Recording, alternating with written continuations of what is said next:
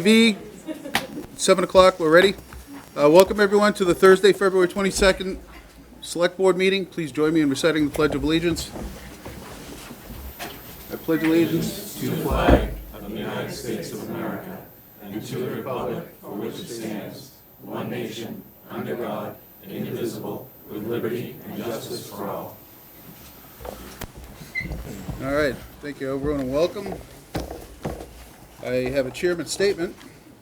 Please note that this meeting is being made available to the public through a live video and audio broadcast on Comcast Government Access Channel 9 online at pactv.org and is being recorded for broadcast at future dates. Comments made in open session will be recorded. So tonight we have to begin the town manager's FY 2025 budget presentation. Bill?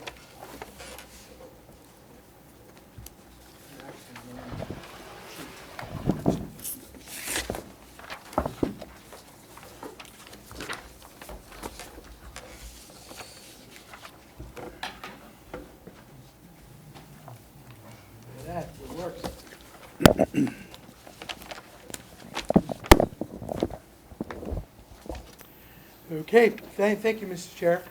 I know we have members of Select Board, Advisory, School Committee. Welcome, everyone. This year has been a particularly challenging budget approach for us. We started our budget process back in October and worked through December when the new growth numbers came in for settling our FY24. We rapidly realized that our FY25 budget was going to be in peril, and we were going to have to make some decisions, difficult decisions related to that. Tonight, I'm going to give you an overview of the budget. I'm going to focus primarily on the revenue side of the house. I will highlight the expense side. However, for the Select Board and the Advisory Committee, we will be presenting every single line item on our expense budget to you folks over the next 3 months. So I think that will give you the opportunity to look in depth and in detail on the expense side, where the revenue side, you won't see as much of that detail unless you have specific questions related to it. We'll obviously at the first meeting upcoming talk about the revenues and just an overview of what we talk about this evening. Revenues are challenging. State aid actually went down. There's a couple reasons for that in FY24. State aid is relatively flat in FY25, and obviously the new growth impacts every year. If you have an estimate of new growth that last year I believe we were at 450 and it came in at 301, that $149,000 is an impact forever. Because you get 2.5% added to that new growth every single year forever. So it is huge in the budget. It quickly will progress and create challenges for us. Our long-term budget review, our long-term budget estimates indicate that we'll have a similar process next year where the budget for fiscal 26 will also be a very challenging year.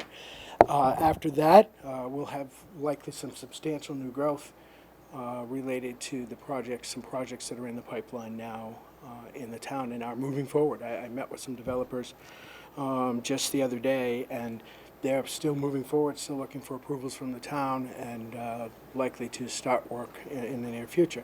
However, as a note, that work would have had to have been completed pretty much already for us to be counting it for fiscal 2025 growth. So that will be fiscal 26 and 27 growth. Which is why I said fiscal 27 looks like a better year as we look at our progression out for 3 years. So let's go ahead and start. Tonight I'm going to talk about the budget procedures. I'm going to talk about the 24 to 25 and what happened there, some revenue assumptions, some expense assumptions.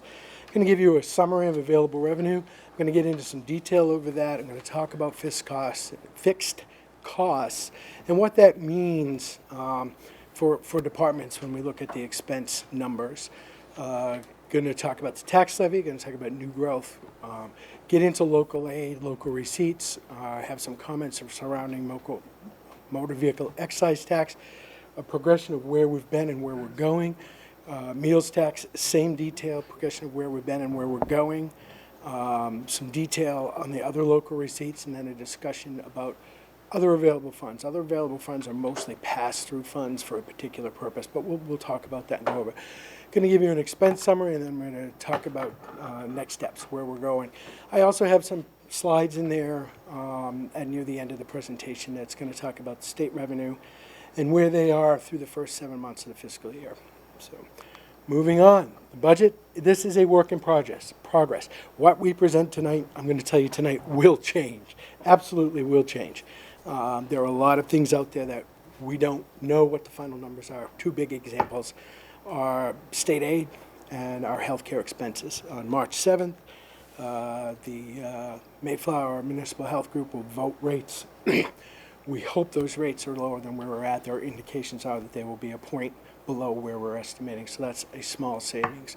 But the Select Board and the Advisory Committee will review over the next 3 months, make recommendations for a town meeting on May 14th. The recommended fiscal year 2025 budget for the general fund operating uses $75,354,942, and that's a change of 3.63 over FY24. What were some of the revenue assumptions that we made when we prepared the revenue? Well, first assumption, because we knew where our expenses were going to be, we're going to use 100% of our levy capacity under Proposition 2.5. State aid projections, we're using the governor's budget, which represents a 1.1% increase. We wish that was higher. We'd love to see that at 2.5 or 3. A lot of our problems would go away if that were the case. It isn't. And when we get to the state revenues later in the presentation, you'll see why she is where she is at. Local receipts, we're using historical actual receipts to project the future revenue. We do use trend lines. We do a lot of statistics in that process. And in some cases, those statistics don't bear fruit, and we have to use a best estimate. Our new growth for next year is estimated at 300,000. We worked with the assessors to get there. We took a look at building permits and where we're going with some of those projects. We'll note that the new growth estimates are declining due to delays in large project startups and lower construction projects. We had hoped at this point the golf course project would be well underway, and a couple of others, one commercial and then the one at the funeral home, which would be adding to our new growth numbers. Do not, and they won't be for fiscal 25. We've been, and you'll see it when we get to the detailed discussion of new growth, but we've been as high as in the 6s the last 2 years. 301 last year, and we're estimating 300,000 this year. So meals tax continues to increase. That's a good thing. Public service message, if you're going out to dinner with friends, spouses, kids, whomever, do it in Pembroke. We get some taxes off of that, and it goes to our revenue. There's some great restaurants in town. Let's go ahead and frequent those places. So, More coming. and more coming. We had the Don Bravo last night. The Mexicans going in up on Route 53. We're in Blueberry Muffin down on the school in 27 area there. So that's going to add. Although Blueberry Muffin's replacing a restaurant that left. So, but same. It is. Frequent those places, and then many that I haven't named. So, excise tax, we're expecting it to remain constant. And one reason for that is we took a look at the first 2 quarters where we're at with excise tax. The big balloon excise tax, you probably are getting bills now, comes in the third quarter of the fiscal year. So that's right now we don't know 100% where that's going to end. Those are still in process. So, but first 2 quarters and what we're seeing on commitments is consistent. We were hoping that may change. We would be able to revise that. It doesn't look like we're going to be able to. However, we're not losing money there. We're just not getting that jump that we would like to see in year. Licenses and permits are expected to be flat with interest rates and things that are going on out there. Building permits, you just aren't occurring as quick. We will see a permit increase as the larger projects begin, but that's going to be near the end of this fiscal year and probably not bear any fruit for us this fiscal year. Moving on to expense assumptions, we started the process with level service budgets with some cuts. We allocated funding for union and non-union obligations. Not 100%.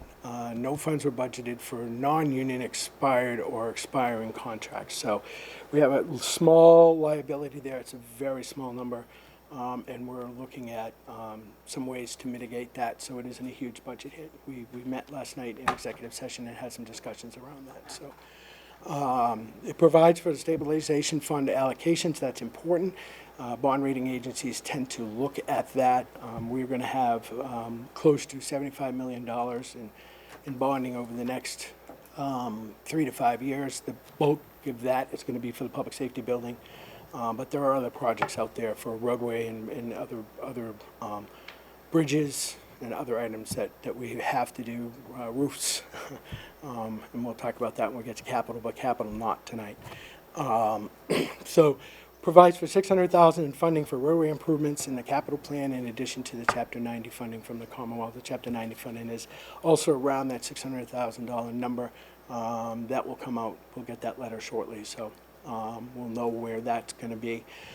We committed to doing that. 2 years ago now, the town completed a roadway improvement plan, and the roadway improvement plan said that the town's roads, bridges, sidewalks were deteriorating, and unless we added more funding to our roadway projects than what we were receiving from Chapter 90, those roadways would continue to deteriorate. And I'm not going to draw it now, but anybody who's seen my fish curve, you'll understand that philosophy. The older it gets and the more deterioration, the higher the cost is.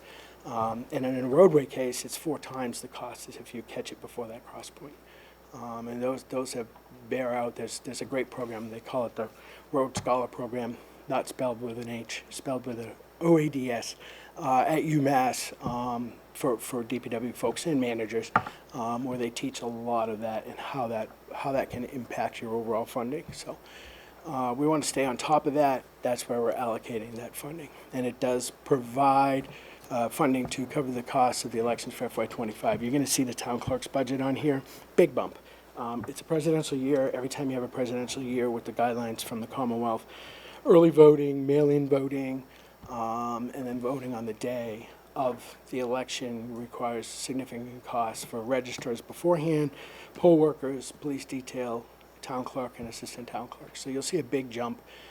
Percentage-wise, it's large. Number-wise, it's actually not as much as you might think. So on the revenue side, primary revenue sources are tax levies, state aid, local receipts, and other available funds. Obviously, the largest portion of that is the tax levy. That's just over $51 million, or 67% of our overall revenue. The state aid is the second largest piece. That's at $15.5 million, or 21% of our budget. That's the key there is it's only going up 1.1%. Your budgets typically go up much more than that, especially with your fixed costs, and we'll talk about that here in a couple of slides.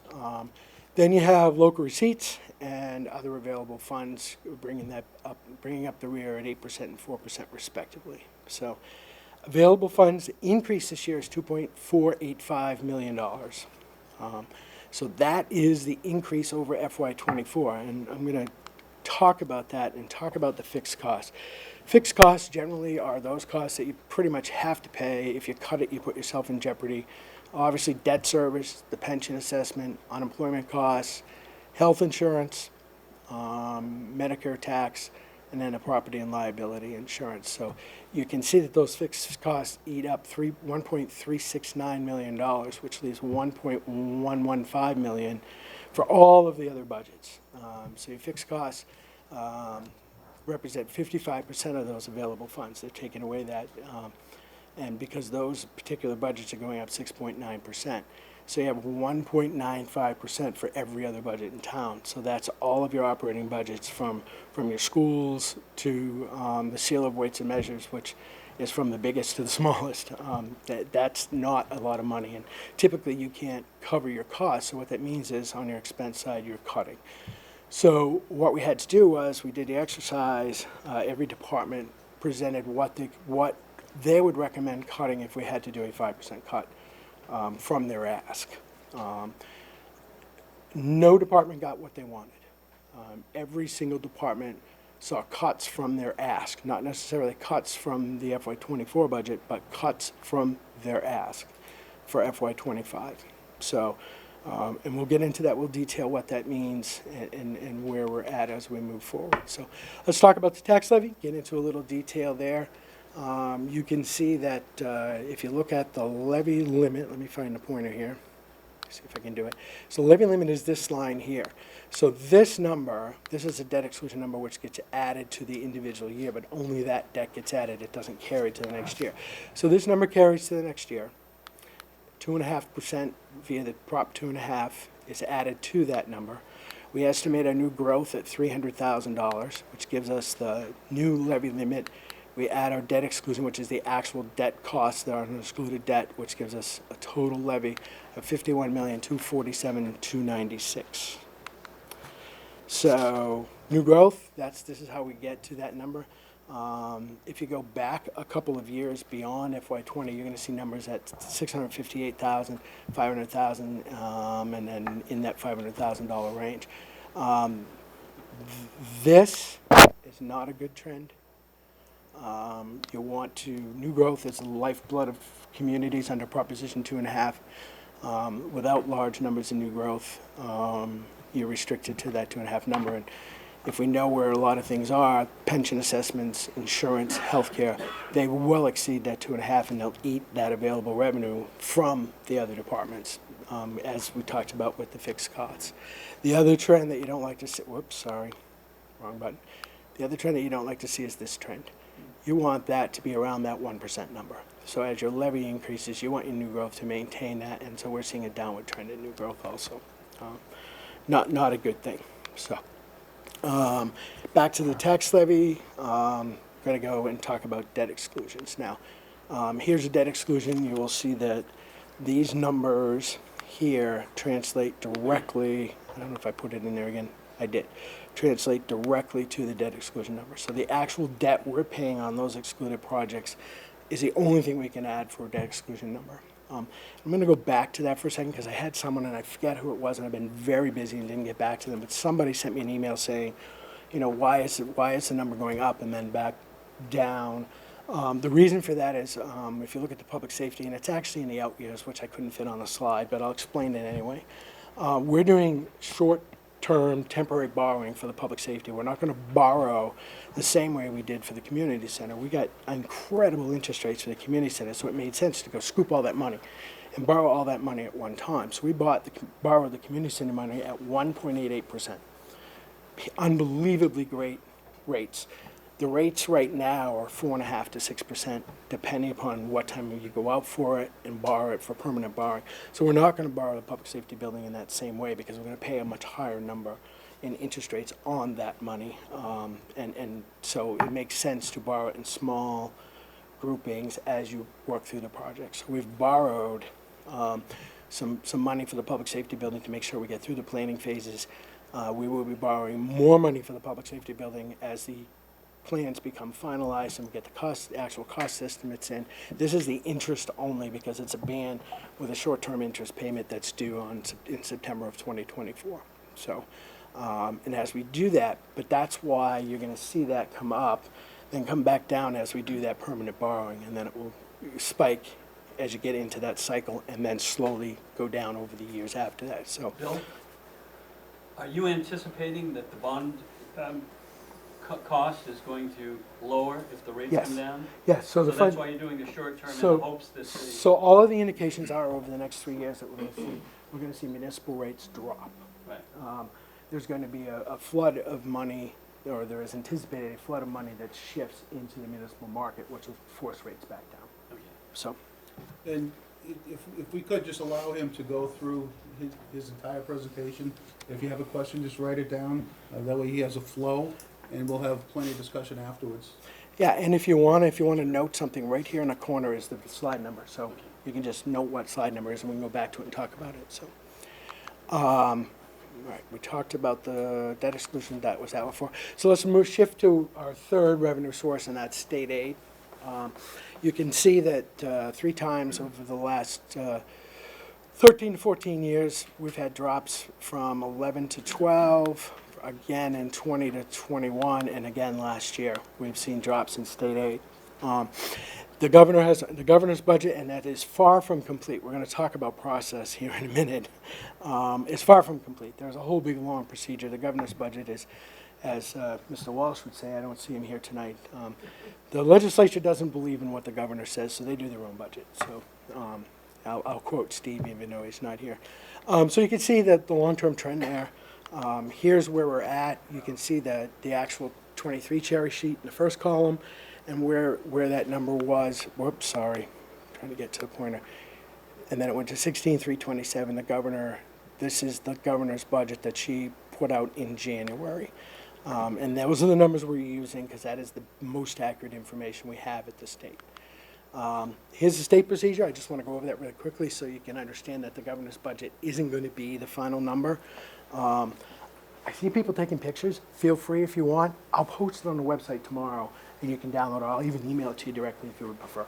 But you, go ahead. So we'll put it up tonight. Yeah. Okay. Oh, okay. That's fine. Yeah, I know. It's a little small in places. So the governor's filed her budget. Mass Constitution requires her to do that within the first 3 weeks of the legislature convening. That's typically the fourth Wednesday in January. She did that. They call that House 1. That's the governor's budget as she presents to the House. It will then get reviewed January through April by the House Ways and Means Committee. They'll review it. They'll add, subtract, and then they'll vote it, and move it to the full House. After it goes to the full House, any representative in a Commonwealth can then make amendments to that bill. That bill will then get voted by the House. There's a whole procedure to do that. I'm not getting into that. I just want to give an overview of where that's at. It would take me 30 minutes to go through the actual details of the first call, second call, third call. But anyway, they move it to the Senate. The Senate goes through the exact same process in the Senate. Senate Ways and Means does it. They hold hearings, and then they vote and send the whole bill to the Senate. The Senate, any senator can then add amendments or make changes to the bill. The Senate will then vote it. At that point, it will go to what they call a conference committee, where members of the House and members of the Senate will then conference and reconcile the differences between the two bills. You hope they're on a lot because then we don't get our budget. We don't know what the numbers are until August or September. We'd like to get that in July, but this is from their website. They used to say June 30th, and now it says August. So obviously they've changed that. After they've reconciled, both the House and the Senate will vote it and send the final bill to the governor. The governor can sign it. We hope she does, or she can veto it, or she can line item veto it. If she does, the legislature can override those vetoes with a 2/3 vote. So that's why the governor's budget will change. We know it's going to change. It changes every year. And we hope that our representatives, both in the House and in the Senate, will do good by us. So moving on to local receipts. Here are all of the local receipts that town, city or town, receives. There's some on here that we don't have, that cities will have, and some here that we do have that others may not have. So that's the overview. I'm going to actually get into some details. I'm not going to spend a lot of time on this slide, but I will explain almost all of these lines. Some of them are small and they're obvious what they are, so I won't talk about them. So the ones I'm not going to spend a lot of time talking about are fines and forfeits, miscellaneous recurring, and miscellaneous non-recurring. So let's talk about excise. As I said, you can see the dotted trend line there indicates a relatively flat but not a decline in the excise tax. Put the last few years up there. We also put our estimates. We know the first 2 quarters of fiscal 24 on the end there. That's what I characterized earlier as a good sign that we didn't see drops in those numbers like we did in 23. A potential recovery there. Third quarter, we're still working through those numbers. We hope that those numbers also don't decline, but the indications are they won't. And then obviously the fourth quarter, we're expecting a fourth quarter decline, just because the trend line in the interest rates is spiked. So there won't be the people that we pay excise tax are people who are buying cars now, and interest rates are a little higher, so we expect that some people will wait that out. So we expect it to drop a little bit. So You can see the trends down below, first quarter, second quarter, third quarter, fourth quarter. You can see obviously the third quarter is the big number, which is where we are right now. So we are estimating excise tax at $3,150,000, and if we go back to that, you'll see that it looks like that is supported by actual revenues. So the projections look pretty solid there. Meals tax summary. This here, if you look at our trend line, it's actually below the actuals. And that's because of that big drop in fiscal 21. This is something we're watching very closely. We don't have the third quarter numbers. If the third quarter numbers are strong or indicating a sharp upward tick, we will likely revise meals tax. We are watching meals tax very, very closely. It's not going to be hundreds of thousands of dollars, but recently someone said if we can find $6,000 or $60,000, that's important. So I will agree with that. And so this is one area where we're watching this very closely because it's an area of comfort for us. And that those trend lines, the actuals and the trend lines showing an increasing for excise tax. So we share medians and averages. Like I said, we do a lot of statistics out there. So same graph on the top that shows meals tax. There is no specific trend by quarter. It's kind of funny. You would expect to see certain trends by quarter, but if you look at those 4 years that are actually on the board there, we're not really seeing that. I guess you could say the third quarter is a little higher, but in some cases that's not the case. So, moving on to some of the other local receipts, penalties and interest. They're a result of late payment of taxes and payments that are due to the town. The fiscal year 2025 estimated penalties and interest is $200,000. That is a little bit aggressive, although the trend lines do support that. Payment in lieu of taxes. That results from companies that are using town services that don't pay a tax in a traditional sense. We're estimating that to be 57, and we have agreements, so we know where this number is going to be, and it's not likely to change. Other charges, that particular category is from the monies we receive from the registry deeds. They set those fees and they collect those fees on behalf, and they share some of those fees with the town, and that's for things such as lien certificates, changes to property deeds, etc., that are filed at the registry, and the registry shares some of those funds with the town. We're estimating those charges for fiscal year 2025 to be $35,000. Fees are fees that are collected by various department boards, committees for services. They're typically pass-through fees. And the largest of this 125 is clearly police detail. That is a fee that we receive, however we pay it out. If you call for police detail, if you're the electric company, you may pay the town 8 hours on that day, $400 for the day. That $400 minus a very small administrative fee goes to the officer. So it's a pass-through, although we have to record it on our revenue side because we're certainly paying it on our expense side. So we're estimating that to be $125,000. And some of those other things are the peer review by planning, zoning, conservation. Those are specific to certain projects. Other local receipts, rentals, those are for contracted rental agreements with several entities who lease space from the town, and I can tell you what they are. They're our cell tower entities and our solar leases.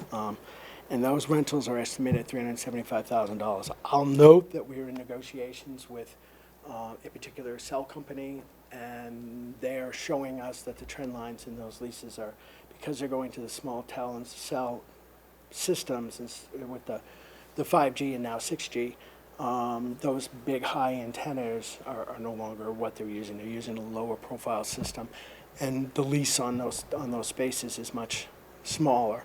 We're very close. We believe we have an agreement which will keep us flat, but we won't see that 2 to 3% increase that we've seen over the last 10 years. But we don't see a decline either. So, as I said, we're estimated at $375,000. Licenses and permits, this is clearly the biggest of local receipts when you get beyond excise and meals. And these are mostly for building, but there are also, as you can see, dog licenses that are up there, firearms permits, which is a pretty small percentage of that number. and licenses and permits with the select board and the town clerk. Town clerk would be marriage and death certificates. Select board would be, let's see, licenses and permits. So permits would be for use of properties and for, like if someone has to have a trailer because they had a fire, there would be a permit associated with that temporary trailer. And then the licenses are all of your food, your common vic, and your liquor licenses. And our estimated receipts for this category is $660,000. Investment income is exactly that. It's the income generated from town funds that are invested. We're projecting that to be $846,000 for fiscal year 2025.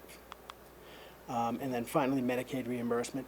Medicaid reimbursements are funds that we receive from Medicaid for medical services that are provided by the town to Medicaid eligible recipients. So you have nurses at the schools providing services. We have the Board of Health giving shots and potentially other Medicaid reimbursable numbers, and then the senior center does provide some medical that we would receive some of that. There's one other category I'm missing. I don't expect you to know it. I'll give you an update when we, there's 4, I believe, in there, so. Oh, fire. When they provide services, there may be some Medicaid eligible services that are provided there, so. Most of that, if it's ambulance related, goes into the ambulance fund. However, they do some services that are outside of ambulance related services, so. So, other available funds. These, like I said, are pass through for a particular project, so I'll just go through them real quick. Capital Stabilization Fund, when we remove money from the Capital Stabilization Fund for a capital project, it comes from the stabilization fund to the revenue side of the house, so then we can expense it on the expense side of the house. Ambulance fund is simply funds that are paid for ambulance services that we use to pay for ambulances, partial fire truck, and obviously staffing. Septic loan program is actually the Title V program that the town offers residents through the state, a 0 or very low interest number. This is payments on the debt. We receive that from the residents, paying back that, and then we pay off the debt related to that. So it's another pass through there. Council on Aging Transportation, this is funds that we get from GATRA, who is our local regional transportation folks. And so it's paid for transporting the buses that we have. It pays for those services. School Athletic Fund, that's for debt-related costs for the school field. Recreation Revolving, some of our clerical staff is paid for out of the Recreation Revolving. Most of the Recreation Revolving funds go to fund costs for programs. In this case, we have one individual who is funded within the Recreation Revolving. School construction funds, that's MSBA reimbursement. We must allocate that out through the life of the debt. So there was some MSBA reimbursement before they went to an upfront. The way they do it today is they give you the money and it comes off the front of the debt, so you're not carrying it. The way they used to do it was they used to give you, at the end of the program, when the final audit was complete, they used to give you a chunk of cash that you would have to keep and then allocate out for the life of that debt. This is the last time we will ever do this with this particular one. I think it's got 4 or 5 years left on it. Water Enterprise, so Water Enterprise, the Enterprise Fund has to operate through user fees, water that you use, those user fees, and there's some other fees, interest, et cetera, in the Enterprise Fund. But there are services that get provided by the town for the Enterprise Fund. So processing of payroll, working with debt, the accountant's office, town manager when I'm doing water-related activities, assistant town manager. DPW, certainly there's a lot of crossover there. Those funds must be paid to the town for those costs. So it's a pass-through. It covers those costs. What's some of the other one? Fuel would be another one. And so that's there. Solid Waste Enterprise Fund, most of the solid waste is contracted services, so there's very little in terms of indirects for solid waste. It's as big a budget as water, but they're contracted services, so there's no indirect paid because nobody's doing work on behalf of solid waste, although the folks at the recycle center, not trying to offend anyone, folks at the recycle center, that's a lot of what we're seeing here. So. And then Cemetery Trust Fund, obviously for work, for burial, et cetera. Regional ACO. We share an animal control officer with the town of Hanover. Hanover pays us half of that cost for that budget. That is that number. We're working with them now. They want to increase some of those services. Not sure we're going to do that, so we're funding it flat for now. If those services do increase, the cost will increase, and so will Hanover's contribution. And then the miscellaneous number, and this is another trend that I don't like to see. Miscellaneous is funds that you throw at your budget to balance your budget. I don't like it. Unfortunately, I took a look at where we're at when we did those 5% cuts, and I lost a lot of sleep, and in the end, I didn't like what I saw.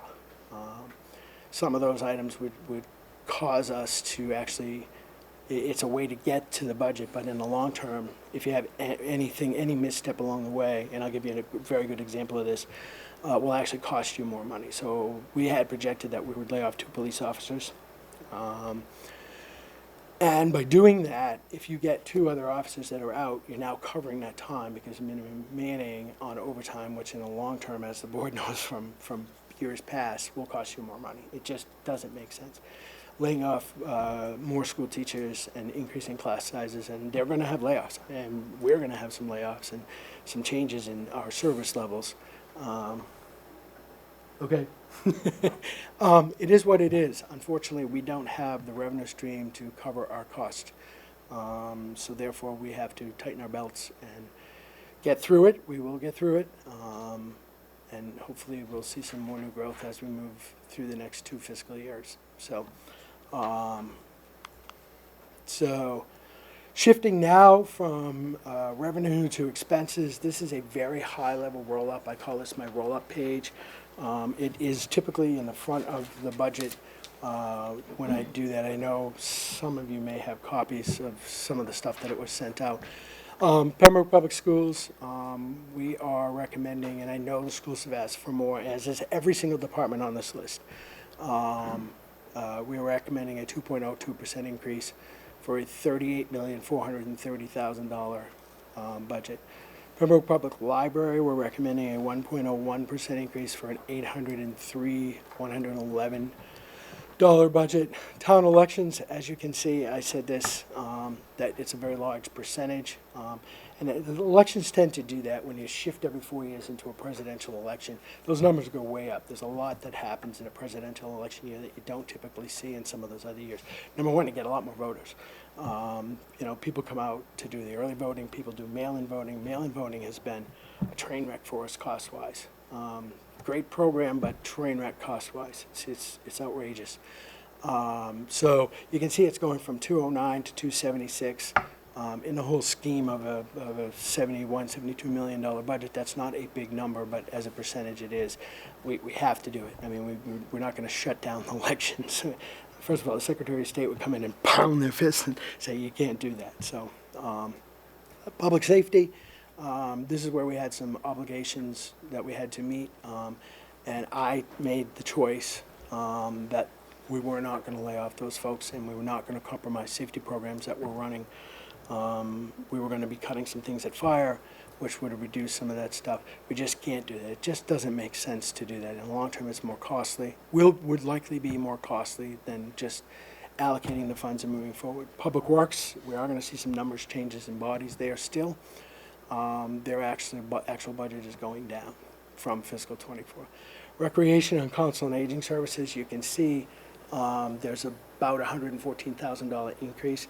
We're opening a brand new building that was closed in fiscal '24, so there were no funds allocated to those services for that building. So now this is where we're at with that.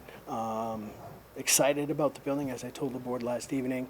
It's going to be great. I encourage everybody when it opens in a couple of months to get out there and enjoy it.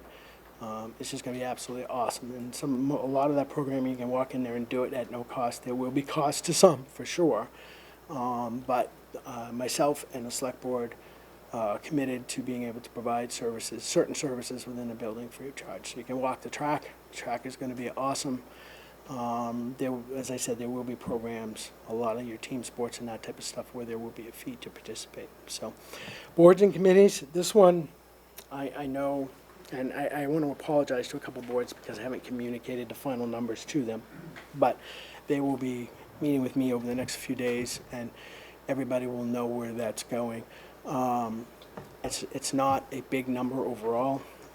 If you look at that, it's less than $2,000. But when we say that, it is a 3.23% decrease, and a couple of those boards will likely not be happy. Most of those boards will be able to absorb that without a change in operations whatsoever. It does tighten that budget, and it certainly changes our free cash forecast as we move forward. As you tighten budgets and increase revenue streams to their max, you reduce your free cash. And then finally, building maintenance. A lot of this is related to the cost for the new recreation center. There's a couple of other items in there on the utility side where we're seeing an increase. So, fringe benefits. This is the big number that we talked about. Healthcare and other benefits, 7.86% increase. A lot of that is new enrollees. And we did do an analysis that we typically don't dig as deep as we did this year. We took a look at all 25 and 26-year-olds that aren't on our healthcare insurance. And the reason we did that, I want to thank Erin if she's here. She is, because she shared the school information related to that would allow us to complete it as a whole group. And because what happens is a lot of those 25, they're not on our plan today, but when they get to that 26, they get booted off their parents' plans via statute, and then they're going to come on our plans looking for insurance. So we wanted to make sure we accounted for that enrollment numbers. We're carrying a 6% increase in healthcare, and the rest of that 7.86 is related to new enrollees. So property and liability insurance, this is one I'm aggressively going after. I'm actually talking to 3 different insurers at this point, just to make sure that our insurer that we've been with for a long time is on their toes and sharpening their pencil.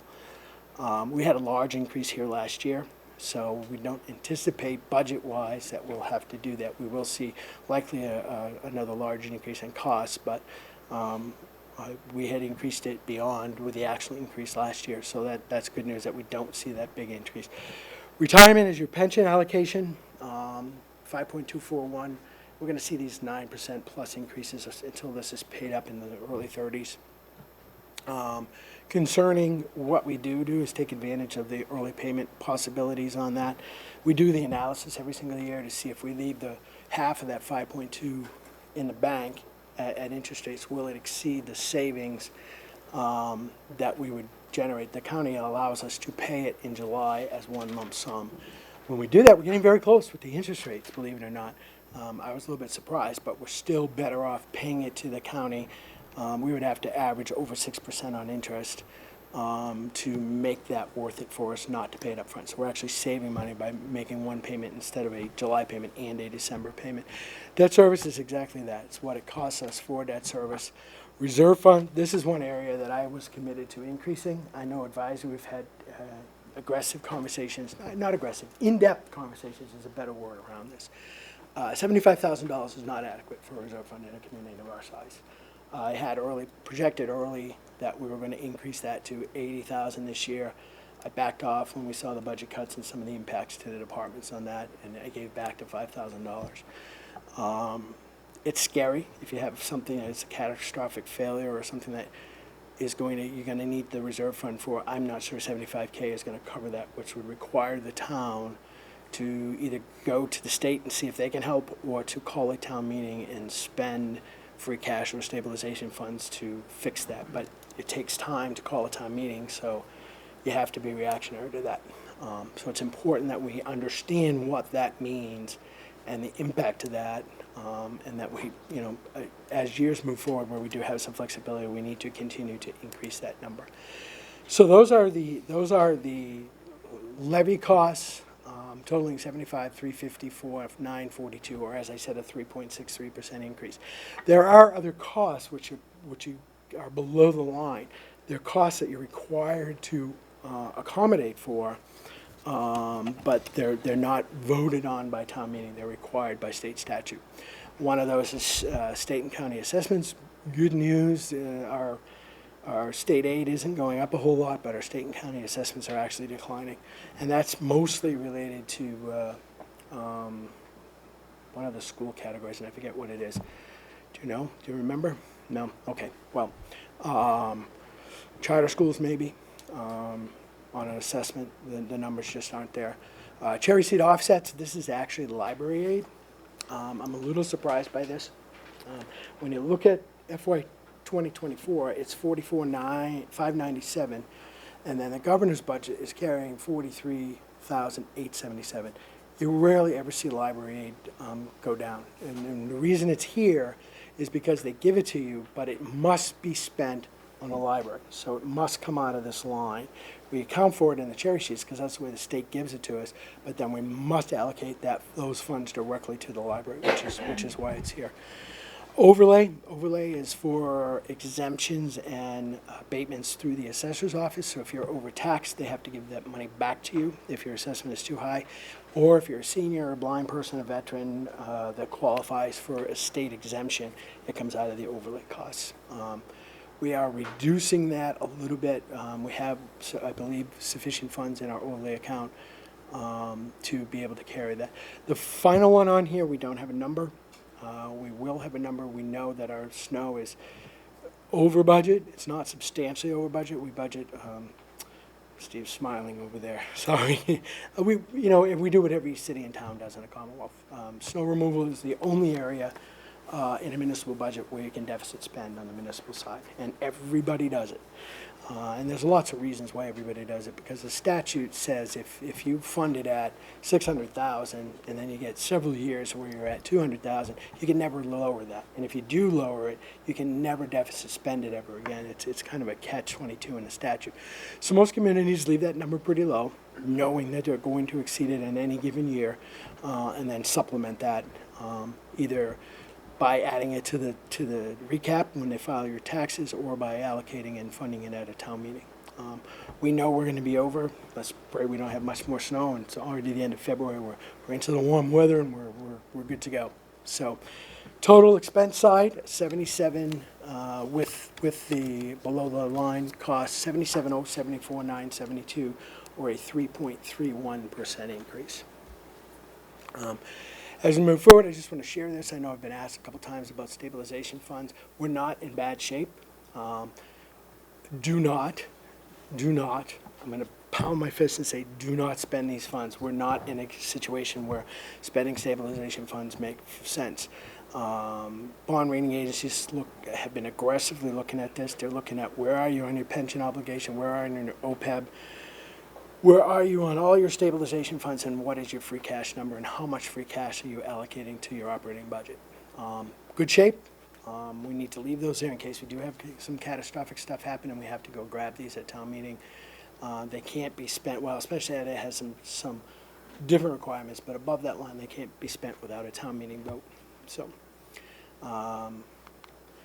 when I talk about free cash, I know there's been some pressure to increase our free cash. I'm going to share you this. This is an exact quote from the Department of Revenue from a white paper they put out a few years ago.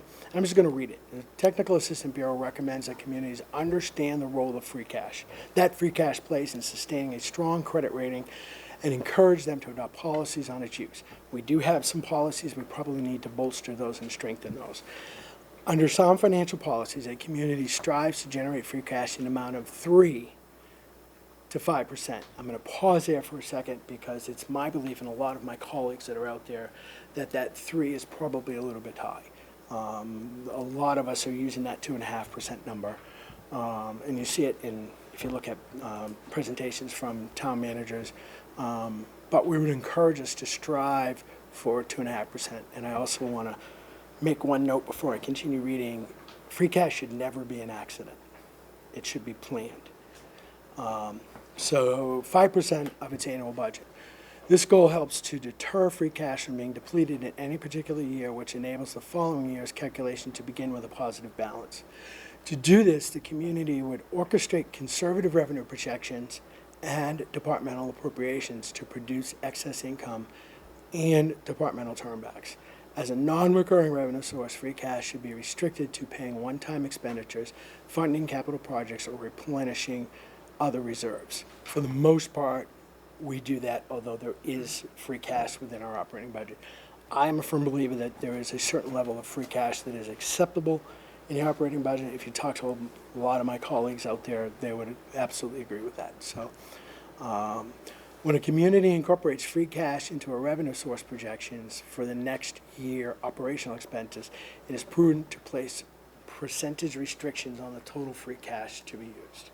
I just want to point that out. That's from the Department of Revenue white paper, Division of Local Services, actually, within the Department of Revenue.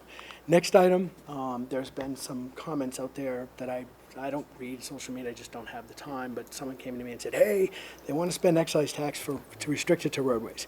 That's a misnomer.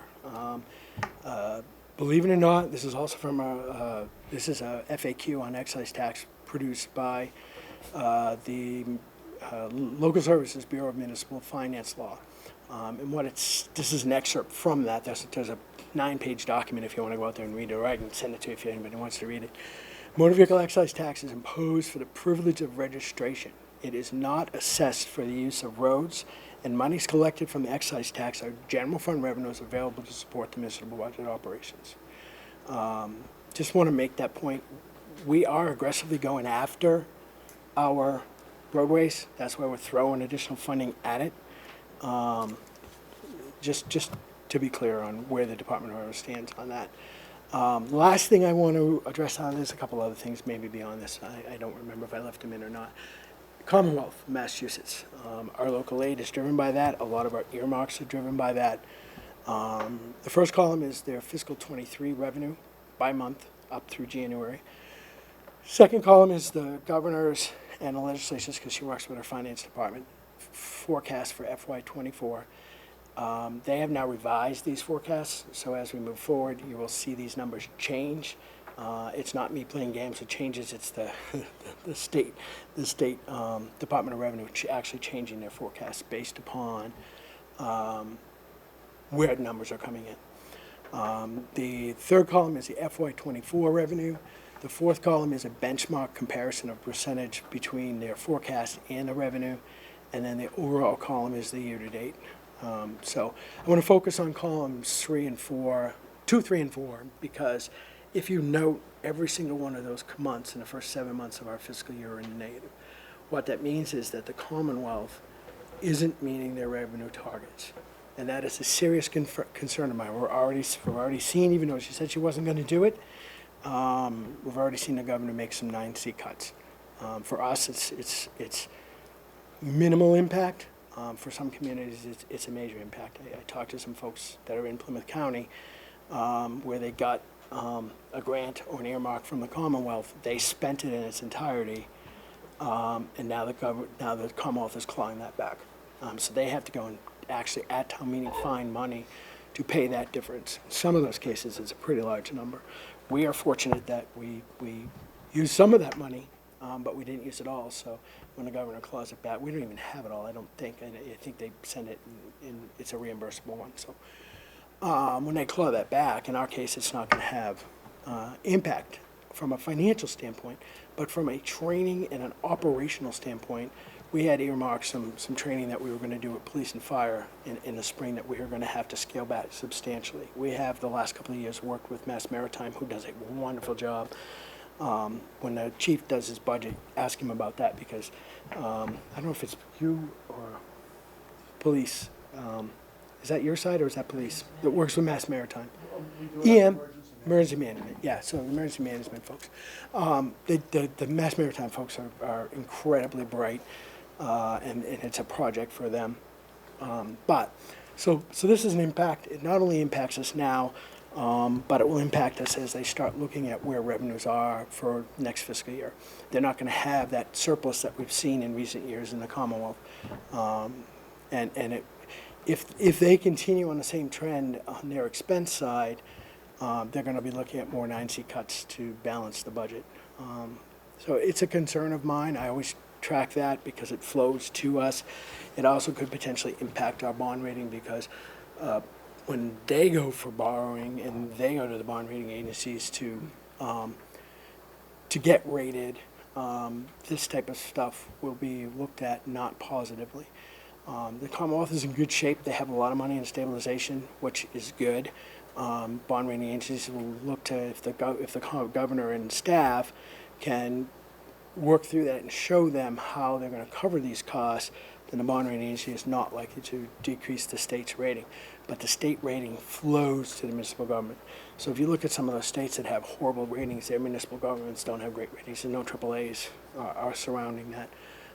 We're pretty good in Massachusetts overall, but we don't want to see that decline because it will force us to decline. And as I said, we're going to borrow $75 million over the next 3 to 5 years. We don't want our bond rating to go up at all, because if you think about that, a 1% increase in our bond rating is if you're at $75 million, is a $7.5 million cost in the first year of that debt, and it goes throughout the length of the debt. So we want to keep and work toward keeping our bond rating as low as we possibly can.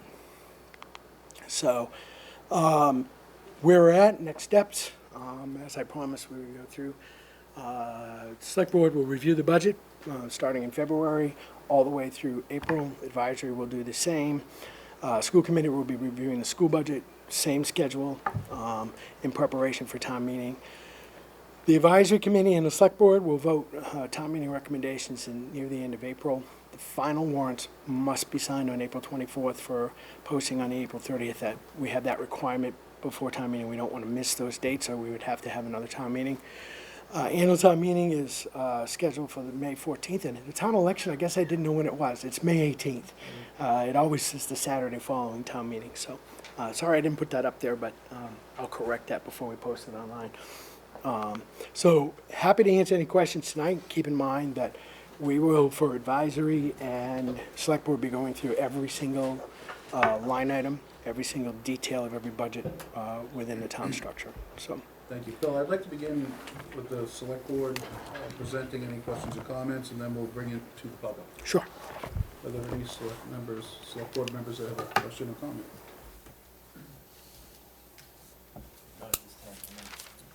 I do have one thing for you, Bill, on the meals tax. There was a provision of, Yeah, I know where you're going. there was a provision in the meals tax that the town meeting approved the meals tax, so they approved the whole law.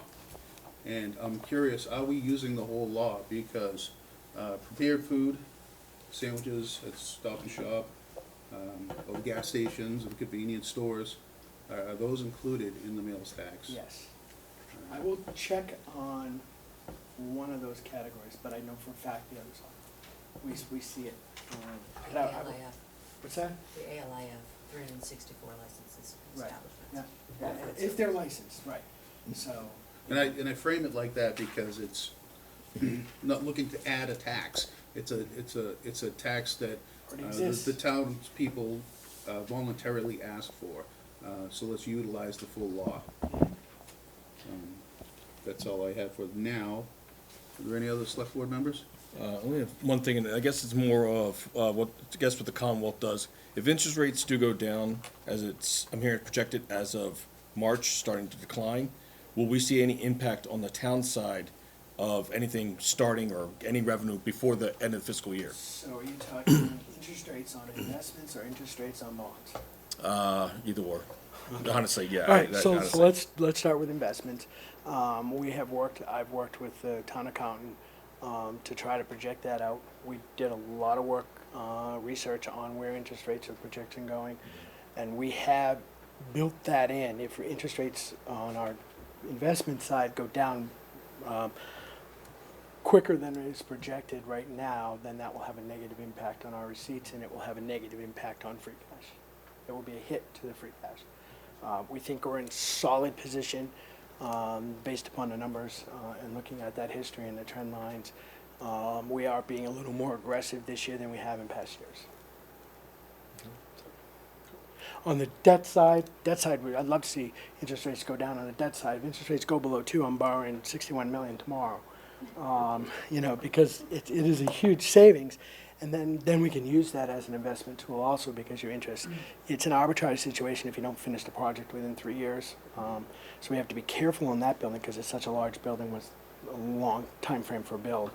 The community center, we're close on that, but we'll see where that ends up. But the money we've invested, because we're at 1.18% is great. I mean, so I don't think we're going to see that happen. The projection's on for that to happen. So I would be shocked, happy but shocked if that does happen. So. I've got a couple questions, actually. Would you like to sit, Bill? Forgive me for interrupting. Yeah, I His can sit. back is to the room, and I don't think the audio is good. Do you mind? Thank you.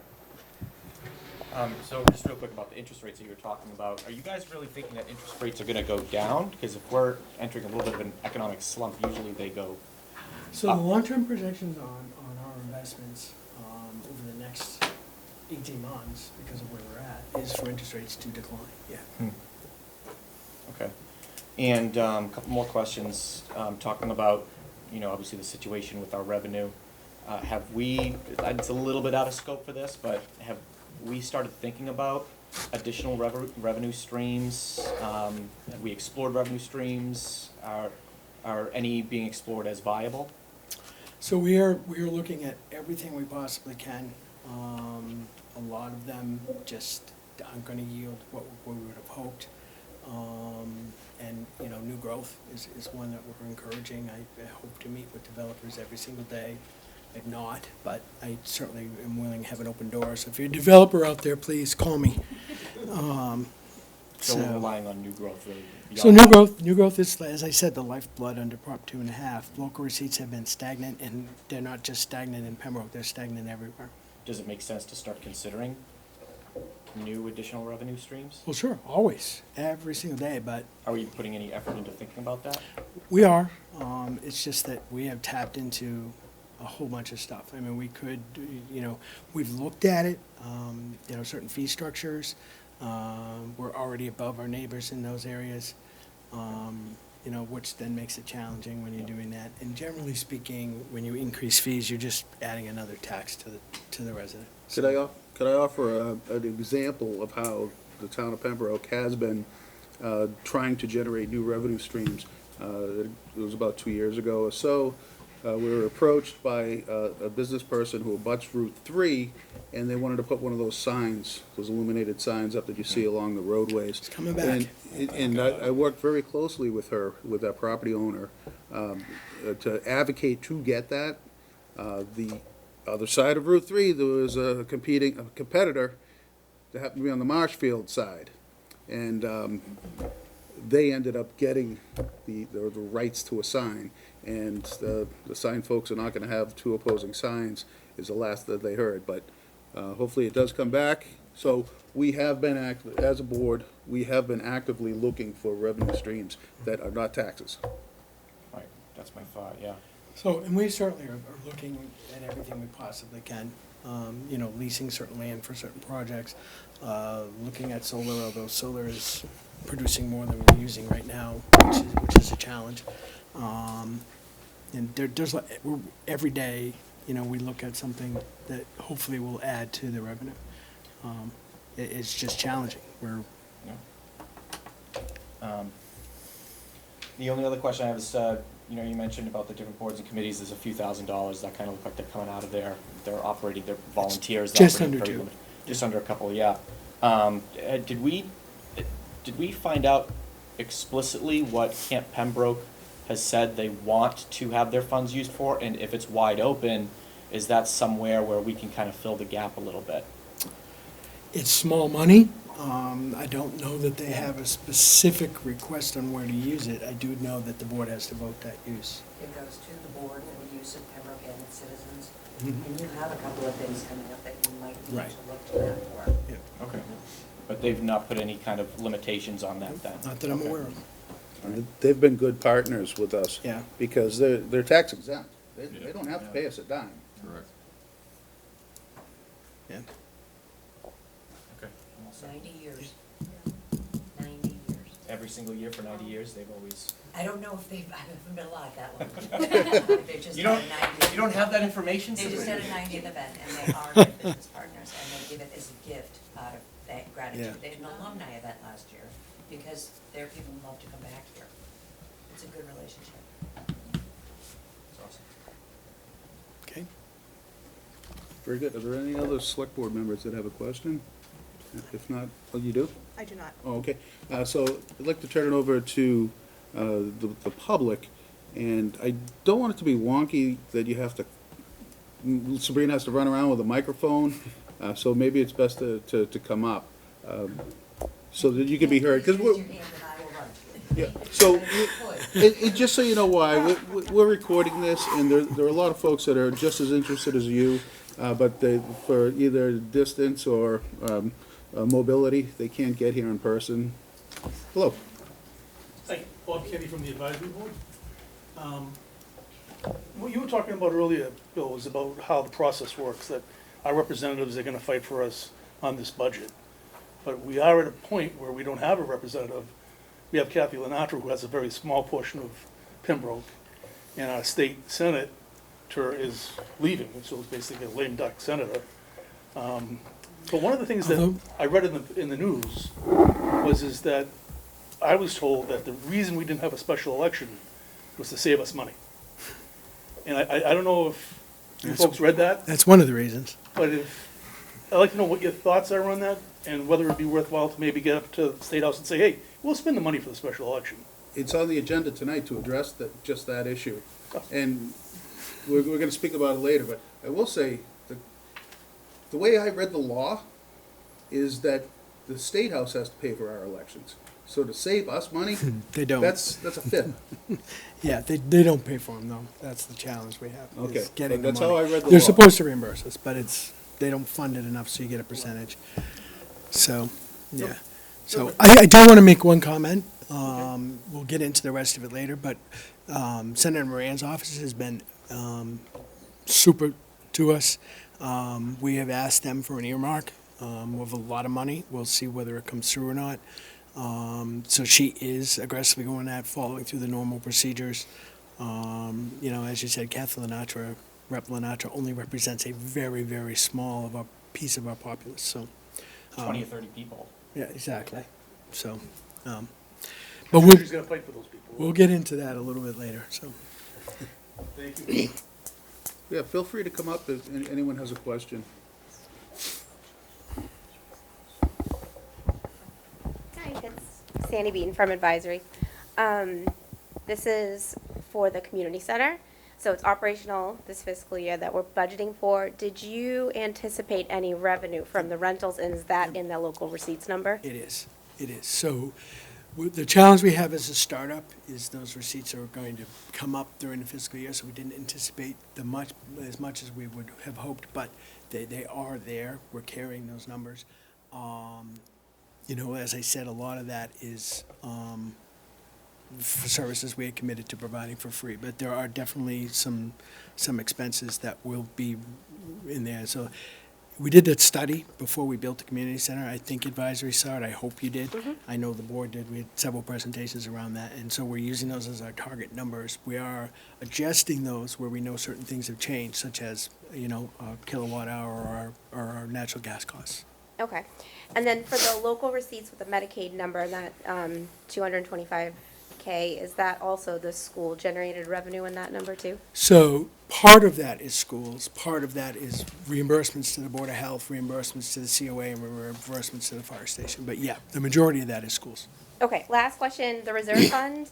I know that the fiscal year 2023, we expended like 25,000. Do you know what it is so far for this fiscal? I don't believe we've spent any for fiscal '24. Okay, and we're gonna stick with the 75. We are. Okay. So I have a feeling we'll be knocking on your door. Okay, just asking. Thank you. So, Bill, there might be another question or two, sometimes it takes a minute. Now, you've given us the budget overview tonight, that's what this evening was for.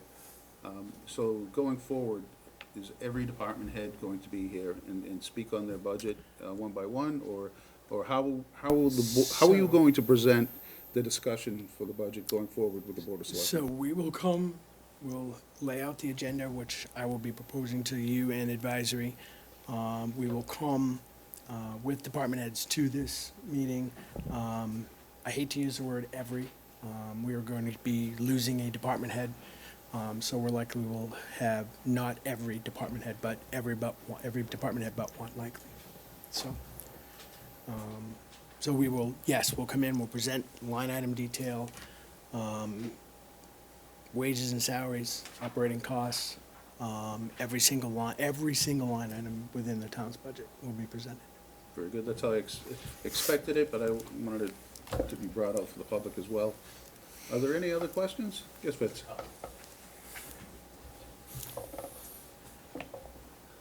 I am Vincent Cogliano from Old Washington Street. A question, does all the projections in the budget take into account the proposed or thought, the DPW building that they want to? The new DPW building? Yeah. There are no projections in fiscal '25 for the DPW building. It's in our long-term capital plan. Okay. and Are they we- going to be able and to we cover are- a lot of the costs themselves or not? No. No. Okay. Not at the numbers that are projected. It's funny, I had this conversation with two people today. I don't think the numbers that are projected by the engineering firm that did the study are realistic. I actually think they're high. I think we can do it for a much lower number. Okay. Having done a couple of DPW projects and compared those to school costs per square foot and other public building costs per square foot, DPW buildings tend to be much, much lower than that. In some cases, even half those costs. Right. Definitely more than half when you compare it to a school or a public safety building, because those schools and public safety buildings have a lot of specialty items built into them. And probably a little less than half the cost of a community center, because a community center, it doesn't have those additional costs typically built into that. But it will extend the life of a lot of the equipment too, which will affect the Absolutely. capital plan, and so Absolutely. that it's Yep. important. The second is that with a lot of the improvements that we're looking at in the water system of Pembroke, Mm-hmm. can they cover that with existing revenues? Or are they gonna look No. at raising rates? And how So- much do you estimate? So the study that was done just prior to myself arriving had significant increases in rates on an annual basis. Now, the impact of that to the average tax ratepayer is very low, but as a percentage, when you look at that, it does have, when you're doing, $25 million worth of projects on a system of our size, you simply can't absorb that Well, we've within. probably been under the, what we've been charging has probably been relatively If you low. look at those comparisons, it is Right. very low. For Yeah. many years, we've been significantly below because we've deferred a lot of that work. And the other question I had was having to do with the public safety building. And I know that, I like the way you're borrowing it. It's a sensible way of doing it and not going out at these rates. But when the building was pitched to the town, we talked about, we had to approve it at the last town meeting and had to break ground quickly in order to keep everything on track. And I know there's a pretty good contingency there. But are we on track with projections on breaking ground? And if so, great. If not, how will that affect the contingency? Because we were mentioning in the meetings that the cost of that building could go up as much as 20% if we didn't do it. And I haven't been keeping track of where we are on that project. So we're delayed about a month right now, which is Okay. Yeah, that's arguably manageable. on track. Yeah.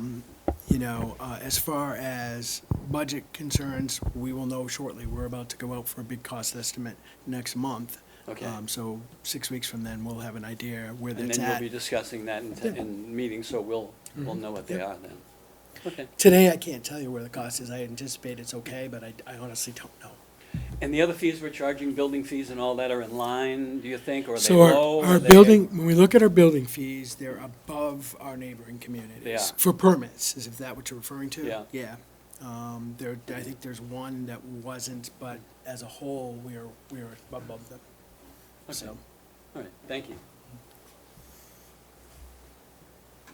anything else?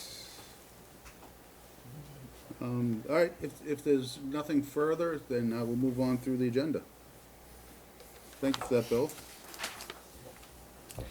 Board action, review the annual and special town meeting warrant articles as submitted, and vote inclusion or removal.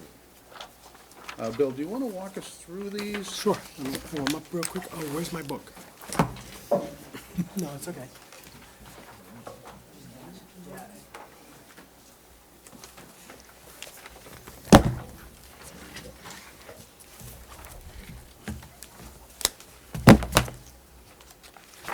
So I'm going to start with the annual and then conclude with the special. So the annual, most of those articles are articles that we have every single year. Article 1, wage and classification plan, recurring article is required every year. Article 2 is the operating budget. Obviously, we're going to be doing that. Article 3 and 4 are enterprise operating budgets. Article 5, as we do every year, is the capital budget. Article 6 is the trust fund transfers. I want to note that our budget does include the trust fund transfers, which will keep us in line with our financial management policies, which will be a positive check mark on our bond rating. Community preservation fund allocations, that's required under the statute. Revolving fund limits, also required under the statute. Collective bargaining agreements, we have, some are out there, where we will be talking to them, up in the air whether we'll settle those or not. If we don't, then they'll move into the next fiscal year. We do have a home rule petition, for an all alcohol license at the Christmas tree shop location. And we also have one for Washington Street, South Shore Market location. On those articles. And then we have several bylaw articles that are on there. The sex offender, some election changes to the polling hours for local-only elections. This is in best practice with other communities in the Commonwealth. Dog licensing, and one from the fire department that will change some of the fire regulations and allow us to do a better job with some of those alarm systems and lock boxes and a whole bunch of other stuff that's in there. Affordable Housing Trust, we have an Affordable Housing Committee, but we don't have a trust, so it makes it difficult to spend those funds. So there's some language around the trust in an article. Community Preservation Committee, this is one that we had talked about. Some of those folks that are listed there, those organizations no longer exist. There's an article from the fire chief on establishing lieutenant slash paramedic. All of our firefighters are paramedics, so that's a positive for the community. Community preservation proposals, I have a few of those. And there is one that's coming that I am supporting we talked about that actually, for parking at the Bryantville Meeting House behind the fire station there, improving that. Accepting town reports, announcing the annual town election. So those are the articles for the annual. And then on the special, there are 3 articles, departmental transfers, which we do every single year. Hopefully we won't have those, but we're counting on some for sure. And then funding collective bargaining agreements, that's for the current year. Not sure that we'll have big numbers there either. And then the final one is a citizens petition article to move the firehouse pantry to the existing COA building. So those are it. That's, overall, it's a pretty light schedule compared to some years, but there's, certainly some articles in there that will have cause for some deep debate. Back and forth. Okay, so before this evening, the board members, to vote inclusion in the warrant or not, the way I'd like to proceed is go through each article.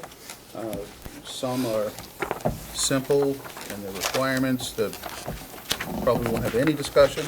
We'll take a vote on each one, and then some I expect will have a discussion and consideration of. So for Article 1, is there any discussion to be had on that? We're starting with annual. The annual, please, yes. And if there's no discussion, I'll take a motion to include or not to include. I'd like to include Article 1. Second. Motion made, seconded. All those in favor? Aye.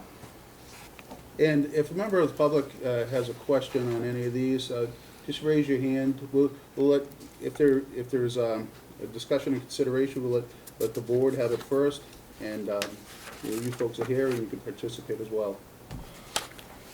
Article 2, the operating budget. Is there any discussion? If not, is there a motion? I would move to include Article 2. All right, motion made and seconded. All those in favor? Aye. Article 3. Move to include Article 3. Okay, motion made, seconded, all those in favor? Aye. 4? I'll make the motion to include Article 4. Second. All right, motion made, seconded, all those in favor? Aye. 5? I'll make a motion to include Article 5. Second. All right, motion made, seconded, all those in favor? Aye. 6? I move to include Article 6. Second. Motion made and seconded. Just as a matter of point of information to folks at home, some of these do not have the dollar values attached to them at this time. This vote is just to include them in the warrant, and as the pertinent information comes in, they'll be populated. All right, all those in favor? Aye. Article 7? I move to include Article 7, Community Preservation Fund allocations. Second. Motion made and seconded, all those in favor? Aye. Article 8? I move to include Article 8, revolving fund limits. Second. Motion made and seconded, all those in favor? Aye. Article 9? I would move to include Article 9, fund collective bargaining agreements. Second. Motion made and seconded, all those in favor? Aye. The home rule petition, I move the home rule petition, request additional all alcohol package stores licenses under Mass General Law, Chapter 138, subsection 15. Second. motion made and seconded, is there any discussion? All those in favor? Aye. Next home rule petition, I move to include Article Home Rule Petition to request additional all alcohol package store license under Mass General Law, Chapter 138, subsection 15. Second. all those in favor? Aye. Article to amend bylaws to replace current sex offender registry restrictions bylaw within the new sex offender registry residency bylaw. I'm going to motion to hold that. We have some comments by council we need to review. Is there a second? Second. All those in favor? Aye.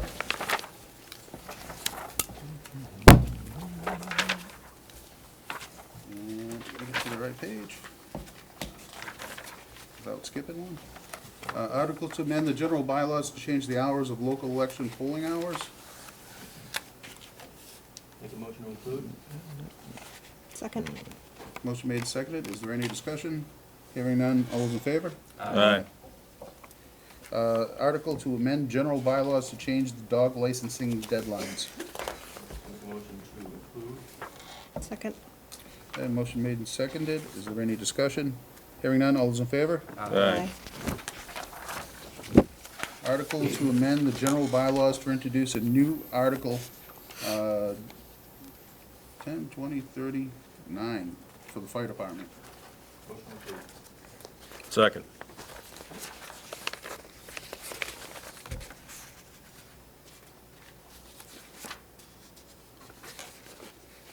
Motion made, seconded. Is there any discussion?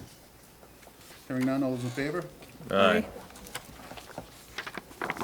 Motion to amend the general bylaws to add a new article for the Affordable Housing Trust. I move to include the article to amend general bylaws to add new Article 38, Affordable Housing Trust. Second. Okay, motion made, seconded. Is there any discussion? Hearing none. All those in favor? Aye.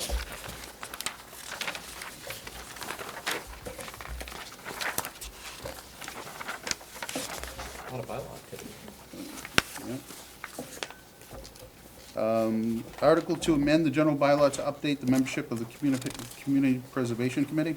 Motion include. Second. Motion made, seconded. All those in favor? Aye. And if I skip one, because some of these are long and I might skip a page, let me know. Article establishes the lieutenant paramedic positions. Motion include. Second. I have discussion. Chief, would you mind speaking to this article?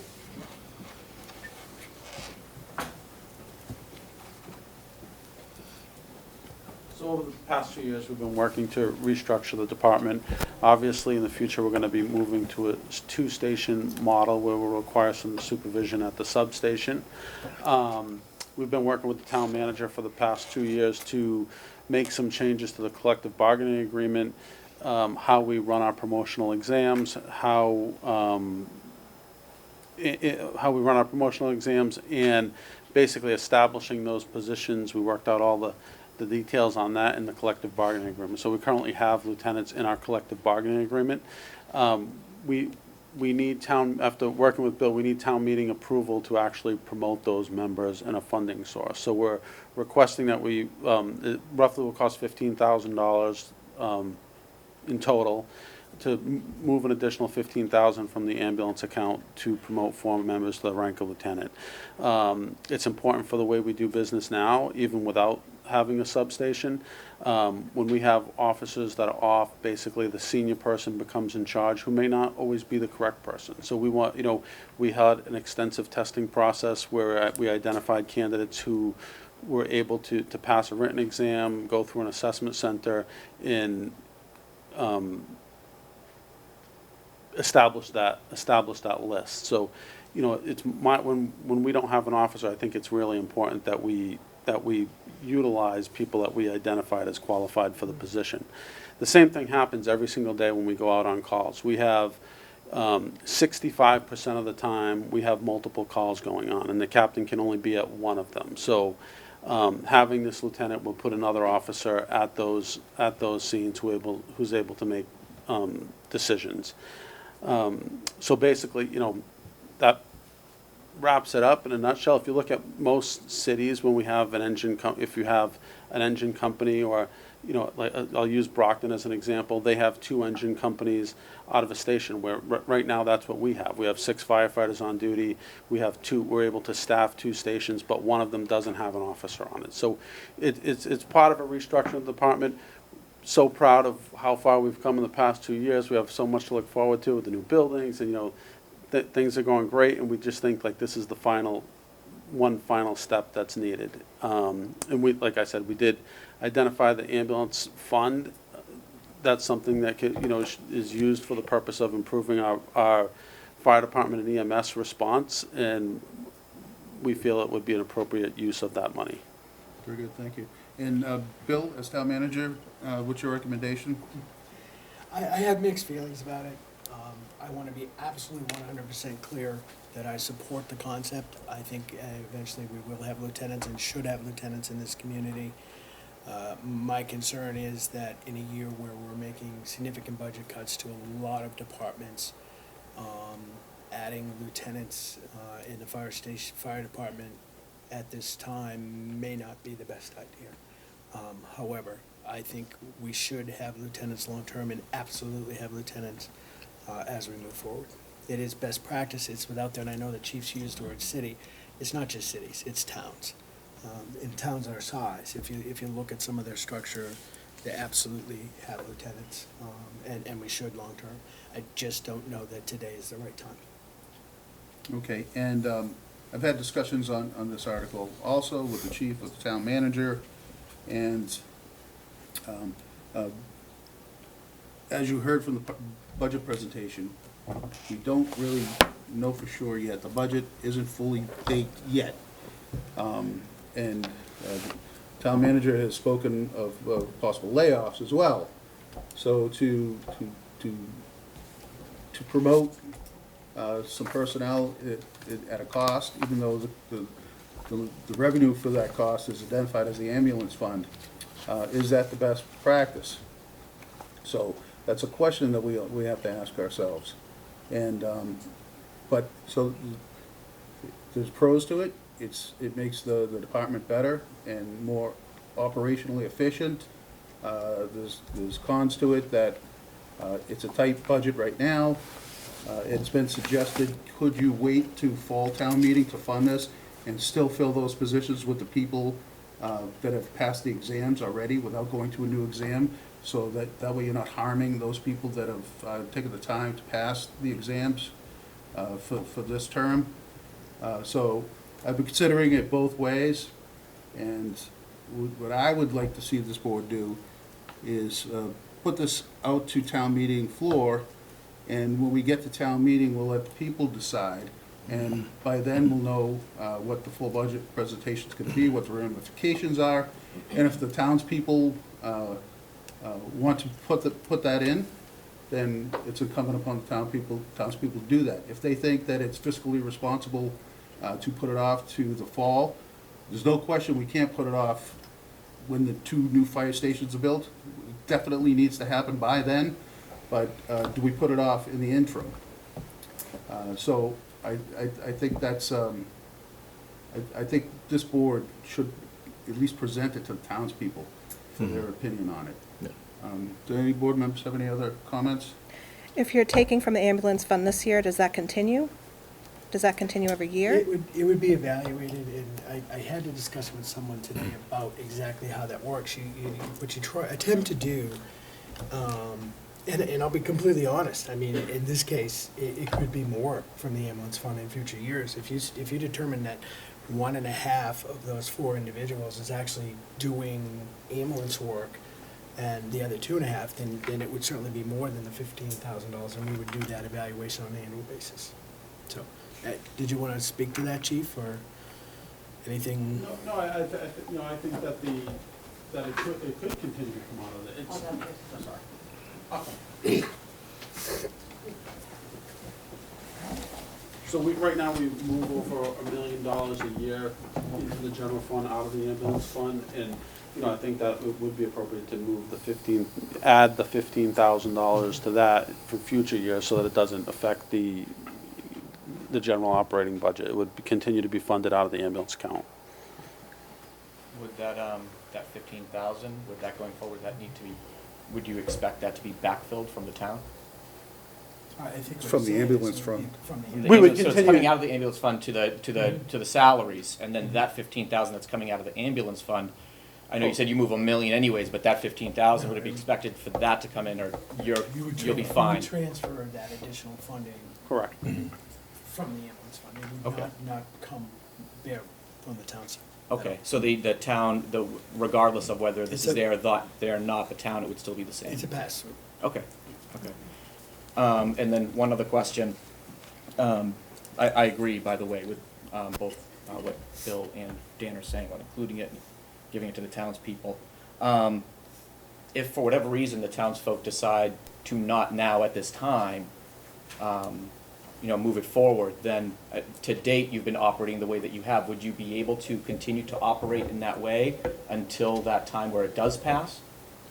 So right now you don't have the lieutenants, you have the seniors. Would you be okay with operating in that way until you have lieutenants? We do it every day now, so I mean, nothing would really change. I think that this would certainly be an improvement. Like Bill said, once we have that second station, it's really critical that we have these positions. But there are issues now, and that's why I feel it's important to move it now, because one, I'd like to see these people get their feet wet kind of as incident commanders, where they're kind of doing it now, that on a limited basis. We're filling in those gaps where we don't have an officer working, so now instead of, like I said before, we're just saying, well, whoever the senior person is that day, and in some cases, that could be a really junior person, is gonna be in charge, versus having someone who we've already identified on a list, and we're using people who have showed the competency level to be an incident commander. How long has that practice been in place, using the senior? I think forever. I think that's been the practice, although, like, I don't believe that that's necessarily the best practice. Okay, all right, thank you. Thank you. One further thing to, is a point of clarification, really. When this article will eventually get to town meeting, and it will always be the people's vote, but this select board has a right to either include or not include warrants in articles in the warrant. And there have been articles in the past where this board has been staunchly opposed to, but we put it to the floor for the townspeople. And a criticism of that is, if you didn't want it, why did you include it? And sometimes you make a choice to include it because 5 people shouldn't be deciding for the 18,000 in town, but at other times, that's what we're elected for. So we have to find the balance, and that's why you hired us, to do that. All right, is there any further discussion? There's a motion made and seconded. All those in favor? Can I bring up a point? Oh, sorry, yes. I'm not advocating one way or the other for it. I mean, I'm pro firefighters. But my question would be is, all right, we're gonna bring in the lieutenants for one position. As a member of the advisory, I'd wanna know, what decisions are they making that can't be made now? Like, are they gonna say, do CPR, don't do CPR? Oh, that's a You good know, point that the what- chief what- could what- clarify. What necessary supervisory questions need to be answered that we're gonna bring another person into this layer, first off, and then the other thing is, right, $15,000 is coming out of the ambulance fund. Some question as to whether 10 years from now, if that 15,000 is coming out, but I can almost guarantee you that when the person retires, that 15,000 is part of the retirement package. It's probably not coming out of the retirement, out of the ambulance fund. So just it's long-range thoughts, that's all. Okay. And just your first point, I think the chief answered, is that the way it operates now, when the captain is not available, it goes to the most senior person. And that could be anyone on a shift, and it rotates. So he would like to have the designated person as that person, even if someone else has more seniority than him, but he's been designated, he's been vetted, he's taken the test, the exam. So that was the chief's point, and I hope I made it right. Exactly.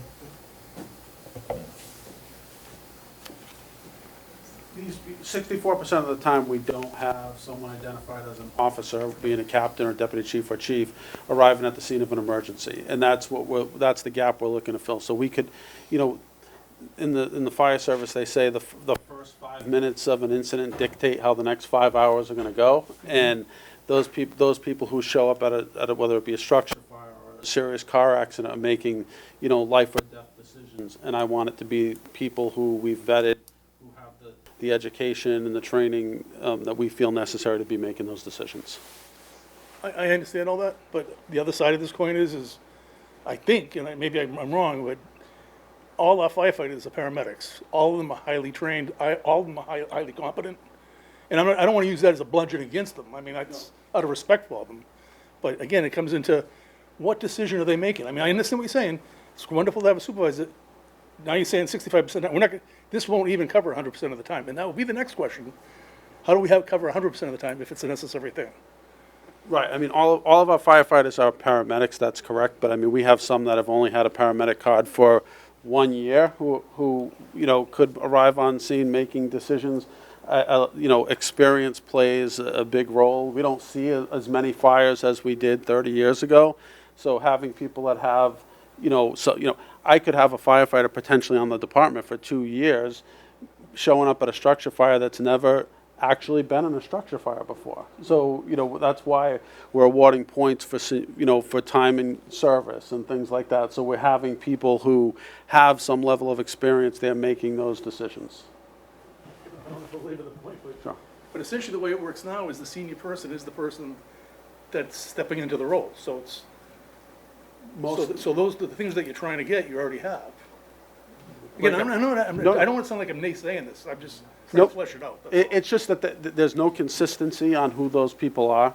There's no standard for their level of training, so that, you know, their level of education, their level of training. It could be a different person every single day, whereas if we had these people designated, we know who the 8 officers are who are going to be running the incidents every single day.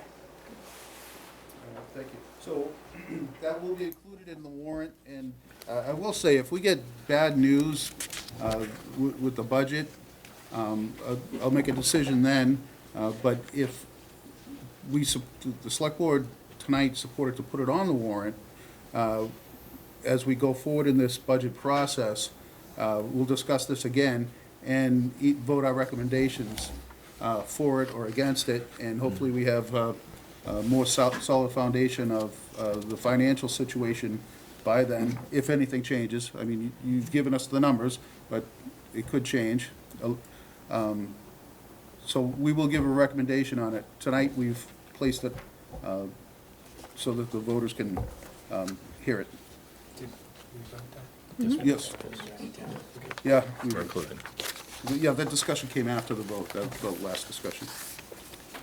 Next is community preservation funded project proposals, and we could take this as a slate, folks. Okay. What's in the warrant is a holder they have not yet met to recommend. So they intend to put forward projects, but the warrant was closing. So they have to schedule their people. As a matter of fact, the bylaw committee very kindly has agreed to take up their quorum issues with membership to facilitate getting them meeting and recommending prior to the close of the warrant, but it didn't happen. They know they're bringing them forward. They already have applications. They just have to meet and forward the actual projects to you. I understand. So- We'll take that in consideration as Yes. we take this up, I recommend as a slate. Is there a motion? Motion to take up as a slate, is that what you mean? Yeah, so all of them that are here, and they can change. And we'll change. Right. We're putting Just a including. placeholder on, that's all we're doing. I'd We move to, wanna go ahead. recommend it, or do we wanna hold it? No, I want to put it on the warrant. We're not voting any recommendations tonight, other than to place it on the warrant. And the language will get amended as when the committee comes forward. I would move to include the article, community preservation funded project proposals. Second. Motion made and seconded. Is there any discussion? Hearing none. All those in favor? Aye. Article to accept town reports. I move to include the article to accept town reports. Second. Motion made and seconded. All those in favor? Aye. Article 16, a numbered one, annual town election. It's numbered for now. That could change. It will change. I move to include the Article 16 annual town election. Second. Motion made and seconded. All those in favor? Aye. All right, that's the end of the annual. On the special, Article 1, departmental transfers. And these dollar values may change when it comes to town meeting, but it needs a placeholder. I would move to include Article 1, departmental transfers. Second. Motion made, seconded. All those in favor? Aye. Article 2, fund collective bargaining agreements. I move to include Article 2, fund collective bargaining agreements. Second. All right, for point of clarification, not so much discussion, Bill, could you just mention to the public why we have fund collective bargaining agreements in the special and one in the annual? I know the answer, but please tell the folks. So the special is for fiscal '24. So if there are any collective bargaining issues that we have to fund, that we bargain, if in '24, they will go on the special. The annual is for fiscal '25, so any funding for fiscal '25 for collective bargaining must be on the annual. Very good. Is the motion made and seconded? Is there any further discussion? Hearing none, all those in favor? Aye. And Article 3, citizens petition article. We have to put this on, so Yep. let's make it. I move to include Article 3, citizens petition article. Second. Motion made, seconded. All those in favor? Aye. All right, very good. Go back to, yes, sir.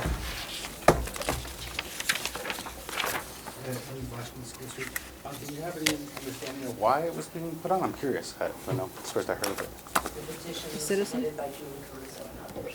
Okay. Did they say anything as to what? There's no explanation Okay. listed on it. Okay, thank you. No, just for clarification. I don't know that the board's actually seen the petition, so there is no explanation. I would think they just had, I apologize.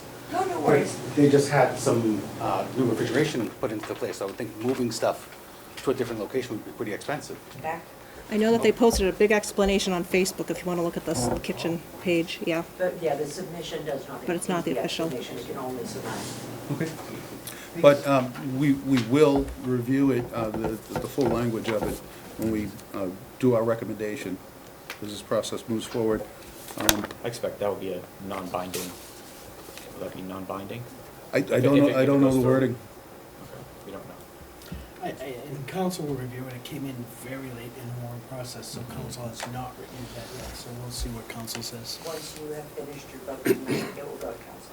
Right, and the select board, just for the public, the select board are compelled to put citizen petitions on once they have enough signatures from the townspeople. And sometimes we're for them, and sometimes we're against them. I just haven't seen the language of this one to know either way. And it's important to note, they got over 100 signatures, so it's on the special, as Bill referenced earlier, for fiscal '24. Okay, very good, thank you. If there's nothing else under the annual town meeting, it's special, We'll move down the agenda to the town manager's report. Bill? So I have nothing to add from what I gave last night. No big happenings today, so it's a ditto for last night. Okay, and just in fairness, Rich, you weren't here last night to hear that, but did you have any questions while Bill is on the agenda right now? Well, we met for 2 hours today. And, long discussions. So Okay, I'm up to speed, thank you. awesome. Are there any liaison updates? I'm going to take the opportunity, just because we have so many excited and engaged people here tonight, that to remind folks that next Thursday is the Master Plan Public Forum number 2 at 6 p.m. at the Public Library. If folks would like to attend and be part of that process, we invite you. It's actually a smaller venue than the high school, which was for the first public forum. So if we have a lot of engagement, there might be a lot of people in a smaller space. So we actually have this as a hybrid format. So folks can actually go, and on some of our select board pages, we've shared this for people to engage through the hybrid format, so that way more people can attend and be part of the process remotely from the comfort of their homes.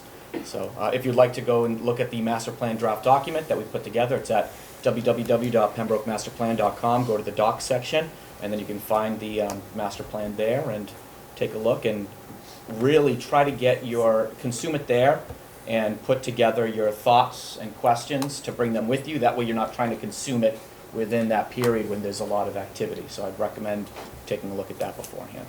That's all. Very good. Are there any others? Moving on to old business, is there any this evening? Hearing none, moving on to new business. I've brought forward some new business this evening that I'd like to discuss with the board.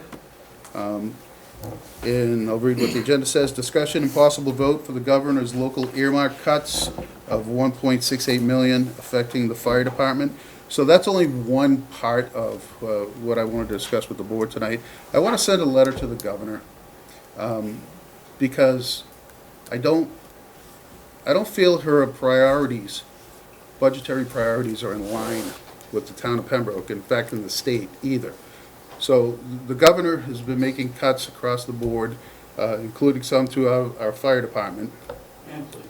And, right, and actually, if you notice, what did we get, how much percent as an increase? 1.1. 1.1% is all we're getting. So not only did she make cuts, but what we're getting in town aid is being suppressed.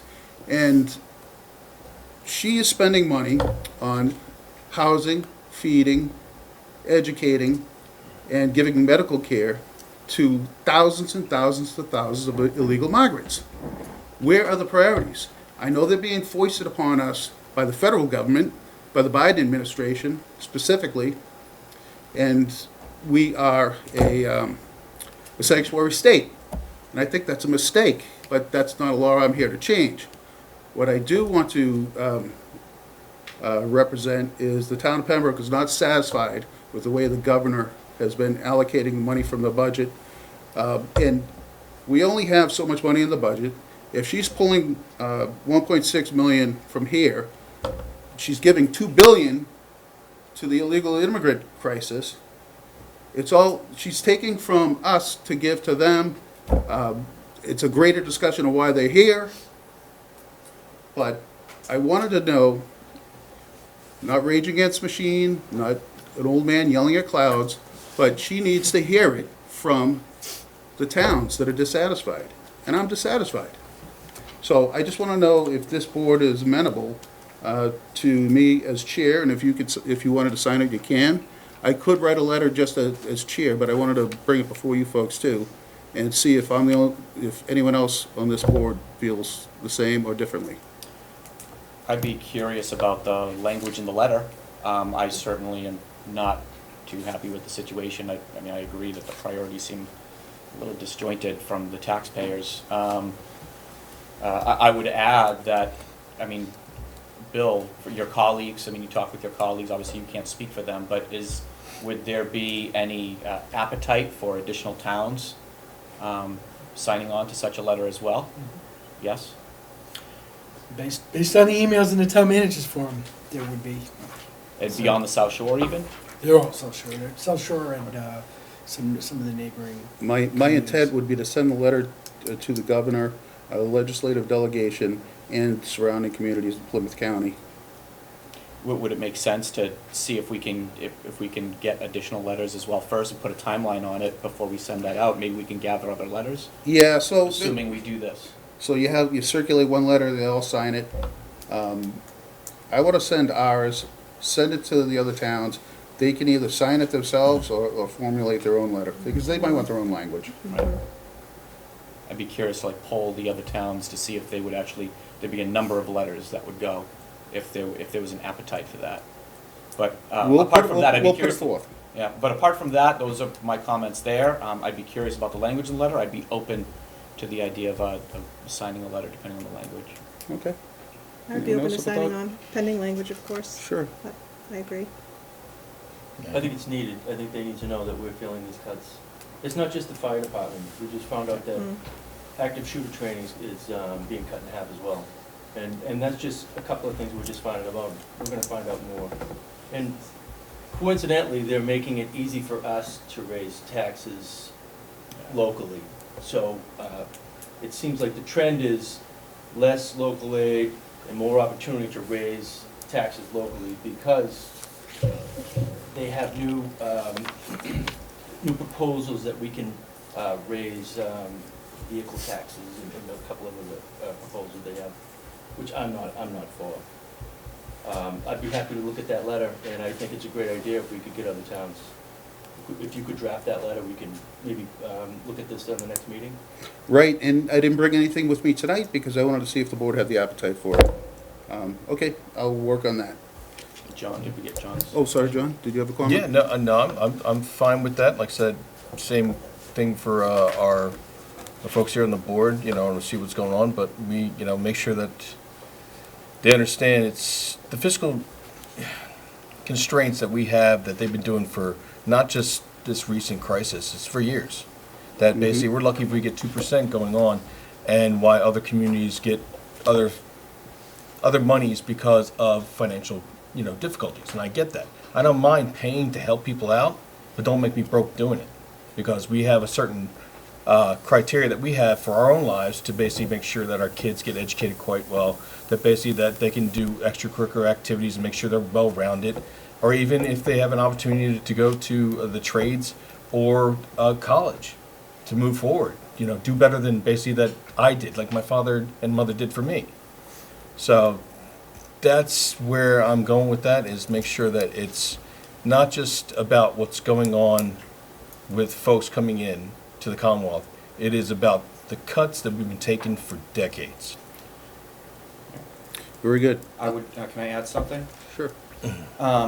One thing that they're proposing at the state level is I think it was the Municipal Empowerment Act, as they called it. And part of the Municipal Empowerment Act was to empower the communities to add additional taxes on the population. So what I'm kind of seeing and how I'm kind of interpreting the situation, which is frustrating, is again, to me, the priorities seem very disjointed. They're being funded in a direction away from taxpayers and away from the towns and municipalities, and actually disempowering them and putting them in a position where they are pushing on the towns to end up having to raise taxes through these other avenues, the Municipal Empowerment Act, which effectively becomes an accounting game to shift funding from raised taxes on the local population to these other priorities that are disjointed from the local taxpayers. So it seems almost Machiavellian to me.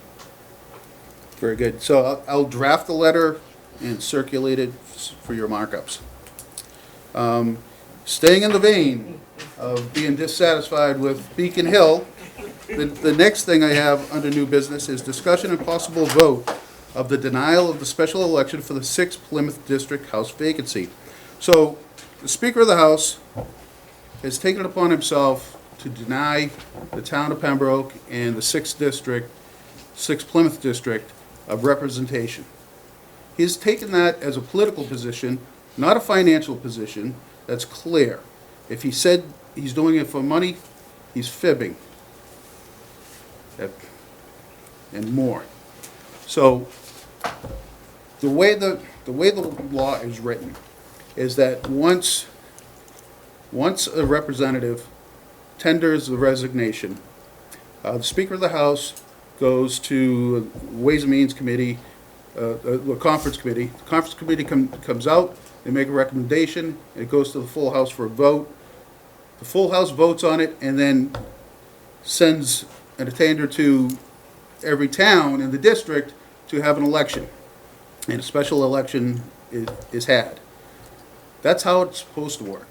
What happened in this instance was Representative Josh Cutler got a new job, by the way, created out of thin air from the governor as a favor. So Josh Cutler was given another job.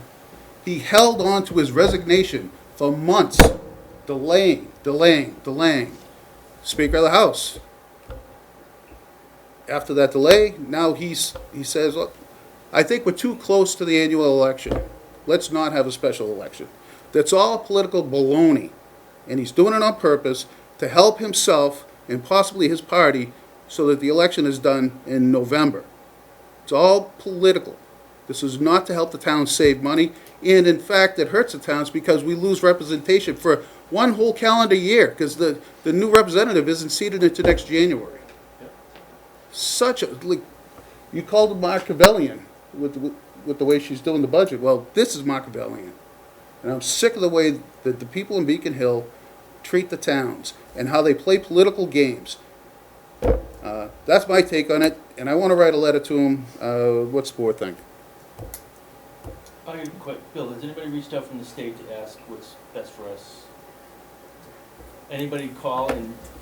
There was some discussion early on, not too long ago, about having an election, but there's been nothing, they haven't asked, So the state was not interested in what Pembroke thought about this? They haven't asked me. They were gonna just arbitrarily do They've this? not asked me. Yeah. Oh, one other thing about the Speaker of the House saying that he wanted to save, he's doing us a favor to save money for the elections. The way I read the law is that Beacon Hill has to pay for, the legislature has to pay for that election. So he's not saving us a dime. So I'm pretty mad about this guy. But there's nothing I can do about it except send a letter telling him he did a bad thing and I don't like it. But that's what I'm doing. And board have any more discussion on it? I expect so. No, exactly, no, and especially myself, and I know you, Dan, we live in the 6th Plymouth. But before this all happened, before even Mr. Cutler took the other position, I did talk to Kathy Lenatra and say, you're up. I was very blunt about that because even though she's got a piece of Pembroke, it doesn't matter that basically she represents Pembroke. I've talked to other representatives throughout the South Shore, and they've actually put out, and even via social media, that they're willing to help us out, at least in this calendar year, because they know that we only have one representative and the senator itself. So if we can do anything like that for the 7th Plymouth, they've said they will help out. The 5th Plymouth always, Mr. DeCoste has always said he'd help us out. Matt Moratori on the Plymouth First. And then, so, I mean, we have, and Senator O'Connor has been very helpful throughout the past with us too. So anywhere we can do, if we can even mention it towards them and say, hey, since we don't have this, you know, we're very upset with the speaker on how this was handled with no representation whatsoever, especially in the 6th, because I get ticked off with that. Because appropriations come around, I'm asking for money from, oh, no one's there. And we need that money, as you know. And it's not just money. I mean, Well, we use Rep. Cutler for a lot of things. For example, if we're going for a grant, we'll say, hey, we're going for this grant. Can you call him to help us with that? That's my focus, is not having a representation. I mean, I think that's, if the board votes to send a letter, I think the board should focus on asking the Speaker of the House, how can we be represented? Can we contact his office for aid in those situations where we would normally be contacting Rep. Cutler? and you think he'd be happy with us because how many Quincy people we have living in here. So, But that's, yeah, I have no problem with that as long as it's basically known that, you know, no representation, that he's got to help us out. Yeah, I would focus more on, less on the political stuff. That's, I mean, that's a personal feeling, but I want to represent the town of Pembroke, not my personal feelings in this letter. So, We weren't included in the decision. I mean, that's my. right. It's Oh. disappointing. I would sign on depending on the language. Do we want to revisit having a liaison to our state reps? I know we talked about it before and we didn't agree on it, but I've met with Kathleen Atra pretty regularly, and she was actually going to present it to her Yeah. towns and ask if they would assign a liaison from the boards. Yes? I would be happy to Good do idea. it. All right, Yeah. you are duly appointed. Perfect, Does thank it you. make sense to invite David Coast, anybody else, to come or talk to you, just to have you, do you want any kind of attempt to schedule So, a time? I think that's separate and apart. Now that we know we don't have representation in the 6 Plymouth, what are the next steps to get all the stuff that Bill needs and the other folks need in town from the services that a state rep provides for us, so we'll find out what the next steps are. Exactly. Yeah. What more petitions that we have now? Yeah, Yeah, and Where do they go? well, they're gonna have to go to Lenatra. You know, it's, Yeah. normally we would use Josh because he represents the line. I mean, as someone said earlier, the Rep Lenatra represents less than 40 people in this community. Conveniently, she represents me, so. That's a good thing, yeah. Works out. But you might have to, and it speaks volumes. Okay. Especially since we're so outnumbered by the cities. Yeah, that's not gonna change. Yeah. One final thing, if I can add kind of a question to Bill. We talked a little bit about this when we had the department kind of roundtable a little bit. I'd be curious if there's been any movement on that. But the town accountant mentioned some numbers based on some estimations. And we had talked a little bit about, hey, is there a way that we could get some estimations? And I know there's different methodologies you'd have to use to consider. And it would be a very rough estimate, but something in terms of providing some kind of estimate that the town of Pembroke contributes and revenues to the state and taxes to the state, and taking that and just comparing it versus what we're getting from the state. So people can see, and so it's transparent, and so that way people can vote accordingly. It's not, we tried this exercise a couple of years ago. You remember John Scholl asked from advisory for us to do this, so we attempted to do that. The information that you need to do that isn't readily available. You just have average or median income. Now, if you can get close, but median is median, it's the midpoint. If you had average income, you can figure it out a little closer, but. Even if you did a conservative, even if you went more conservative than You that. can't get the exact numbers that you need to be able to do it. And I don't think what But we're looking. We can throw a dart at it. I don't think we even need to throw a dart at it. I don't even think that we need averages. I think if you even went as very conservative estimate, it would start to color the picture as to the stark contrast of what kind of revenues the town of Pembroke is contributing versus what we're getting back from the state. And that is just some level of transparency that people could use to actually say, are we being represented? We certainly can do that exercise. I would hope it would change things. It realistically isn't as, I'm curious about transparency. yeah, I think people want to see how things Selectman compare. Flynn indicated before, I believe it was Rich, the cities control all that, and that's not gonna change. And I'm fine, not that I'm fine with that. I understand that. Yeah. I still think it's important to have a conservative estimate and put something together. Is that something that we can get? Yeah, we did an exercise before. It wasn't very robust, just because you can't get the numbers. Sure. But, You could tie it with property value. You well, could but start to. property value doesn't have help to you. Build the, You need to have that Yeah. transition between property value No, and but- income, yeah, because most of the money we send to the state is income tax. Yeah. So, but taking that medium, trying to put it Mhm. through that. I'm Why sure. don't you just use the median? yeah, we can, If- but if- the if- median is a midpoint. Who gives a, understand. you know what I mean? Yeah. He wants a number. The number, you're telling him the number's meaningless, give him a meaningless number. Well, but it's not meaningless in the not. sense that if you use the median, it's gonna show that Yep. we're giving the state a lot more money than we're getting back. I can tell you that 100%. Right. If that's the goal, without a doubt. That's the goal. That's the So- goal, even with understanding that. Okay. You had a question? Yeah, just a quick, I know that the. Can you- oh, You might, Yeah, it's fine. Hi, I'm Katrina, resident of Pembroke. One thing that I know that the Department of Elementary and Secondary Education is doing is being a lot more transparent with data. I'm actually on a board for family equity and data. So I wonder if we can use that momentum to help push the state for more transparency with data, since their own Department of Elementary and Secondary Ed has that as an initiative right now. We can certainly try. Yeah. We Very haven't good. been, cities and towns haven't been all that successful. I mean, the Department of Revenue has gotten much better. If you go through Division of Local Services through their gateway product, they are, even over the last 5 years, have become unbelievable with some of their comparison tools. So I don't want to besmirch them and say that they're not, being responsive, because they are. It just isn't the level that we would expect. When we present our budget, the detail is immense. So they're not at that level yet. One final thing, if I can add just a thought to this quickly, is I don't think we need to reinvent the wheel on whatever formula or methodology that we use. I'm sure there's going to be some standard or generally accepted methodologies out there that can be leaned on a little bit, and then noting that in those numbers, that this methodology, or this is a standard methodology used in all these towns or in all these places. Leaning on that will give it a little bit extra validity. Yeah, it's a lot easier to do those numbers at the county level because that data is available. They don't break it down to the individual towns. Would you be able to reach out to the county level? Well, at the county level, but the county doesn't have To the get state. that data, The I state mean. has it, and the state will give you the county data. But in Plymouth County, I mean, you've got the Plimptons of the world, and then you've got that's not fair to them. They're a very small community, and then you've got the Plymouths of the world.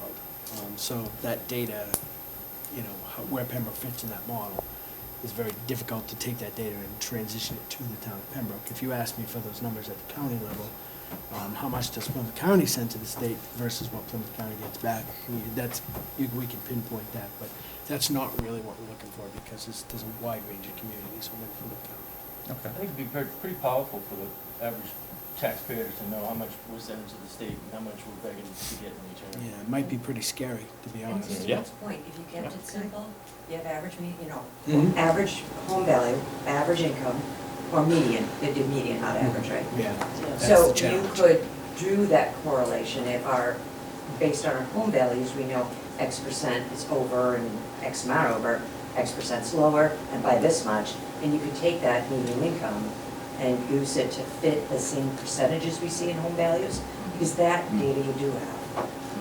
I don't know, I'm just saying that I know it's weird and it probably will not be accurate, but We don't need it to be You're perfect. looking We need for- to paint a picture. But you could draw Right. it to data we already have Yeah. and make a relationship with it and use the tool that way. You could try that. Yeah. It's like an internal comp. Okay, so I will draft a letter and circulate it. Moving down the agenda to announcements, are there any this evening? I have one. Yes. So I want to focus on recycling. We need to refocus as a community to make sure that we're putting recyclables in the recycle bins and not any trash in the recycle bins. It is critically important. When I first got here, we were at over 20% trash percentage in our recycling, and it's very costly to the community. We want to make sure that all the recycling gets put in those bins, but no trash. So on the website is what is allowed in those bins. I want everyone here, everyone at home, we are going to blitz this message over the next month, and I have a reason for blitzing this message over the next month, and that is we are about to get audited again. And if we can keep that trash out of our recycling, we can keep that percentage low and keep our recycling costs low. If our trash number goes up, if our trash number goes up as a percentage when they audit, our costs will go up. So let's make sure we do the right thing about that. When in doubt, throw it out. In the trash. In the trash. Not in the recycling. And there's one thing that when I found out, I was like, oh wow, really? Is the black plastic? Yes. Does not go in the recycling. The systems cannot read it. Right, so the automated systems they have, but I don't know that they will hit you for black plastic. But if you put trash or plastic bags are not recyclable. Rope, Those bowling odd balls, urns. stuff. So the reason she says it is because when I first got here, I took It's a all staff in there. on a tour of the MRF, and there was an urn, there was a bowling ball. Was there Rope. stuff inside the urn? Yes, Potentially. yes. I So know we where that came assumed from. that one of the spouses was angry with the other, and the in-law went to the recycle center. But the April 1 is the big target. Yeah, We have to so- be clean as a whistle, like This one- sorted correctly. Yeah, this will not be the last time you hear this, but No. let's make it happen. If we can lower that number, we can even lower our assessment costs. So, All right, very good. Are there any other announcements? Does the board have any community comment this evening? I do. Yes. A couple things. You know, we've had a lot of questions about the community center and how it's gonna look and schedule-wise, fee structures, resident access. And I know we're not gonna have all these answers the first year, but would it be prudent to ask, Mr. Kennedy to come in and just kinda outline his thought process on the first year? It's funny you mentioned Funny, we that. just talked about that. Was scheduled So we're- last night, or Yeah. asked for it to be scheduled. so we are looking at early April for that to happen, so that the board will get a presentation on what's gonna happen over there. And I understand he's not gonna have all the answers. The first year is gonna be a learning curve. Correct. I just wanna get his thoughts on that. And the other is, should we invite Representative Lenatra in now that we have the vacancy and maybe address a few items? Absolutely. It's early enough, we should be okay. That's all I have. All right, very good. If the board has no further community comment, does the public have any community comment this evening? Yes. I was just a quick question. For the letter, I know you mentioned wanting it to represent the people of Pembroke, so how do you plan on getting that information? Or is it just kind of like what you've assessed in your job so far? What I've assessed, and then I'll share it with the board in our assessment. And the way we do that is, we talk to the community ourselves. So each one of us as an individual have our own individual thoughts and what to do. But, we mill around the community and we reach out. So we take all those thoughts and distill them into our own, and then we'll distill all 5 into one. You can send emails, comments, calls, all of that feedback gets straight to the Cool, board. thank you. Thank you. Does anyone else have comment? This isn't so much for me, but a number of people have asked me, I don't know why they think I would know. Is the wheel going back on the, That's a question for Bill right now. That's a question Shall we for Bill check in Bolter. as- So all indications are is that they are repairing the wheel and that the wheel will be going back on. I didn't hear what you said. All indications are is that the Herring Fisheries Commission is repairing the wheel and that their goal is to put the wheel back up. Oh, okay. All right, very good. I don't want to leave anyone out. If there are no further comments, I'm going to move on. We have some upcoming issues on February 29th at 6 o'clock. Pembroke Public Library Master Plan Public Forum that Steve mentioned a moment ago. April 24th, all final warrants are signed. April 30th, all warrants post. May 14th, the annual town meeting. May 18th, the annual town election. On May 22nd, the reorganization of the board. If there's no further business, I'll take a motion to adjourn. So moved. Second. All those in favor? Aye. Thank you, everyone. Good evening.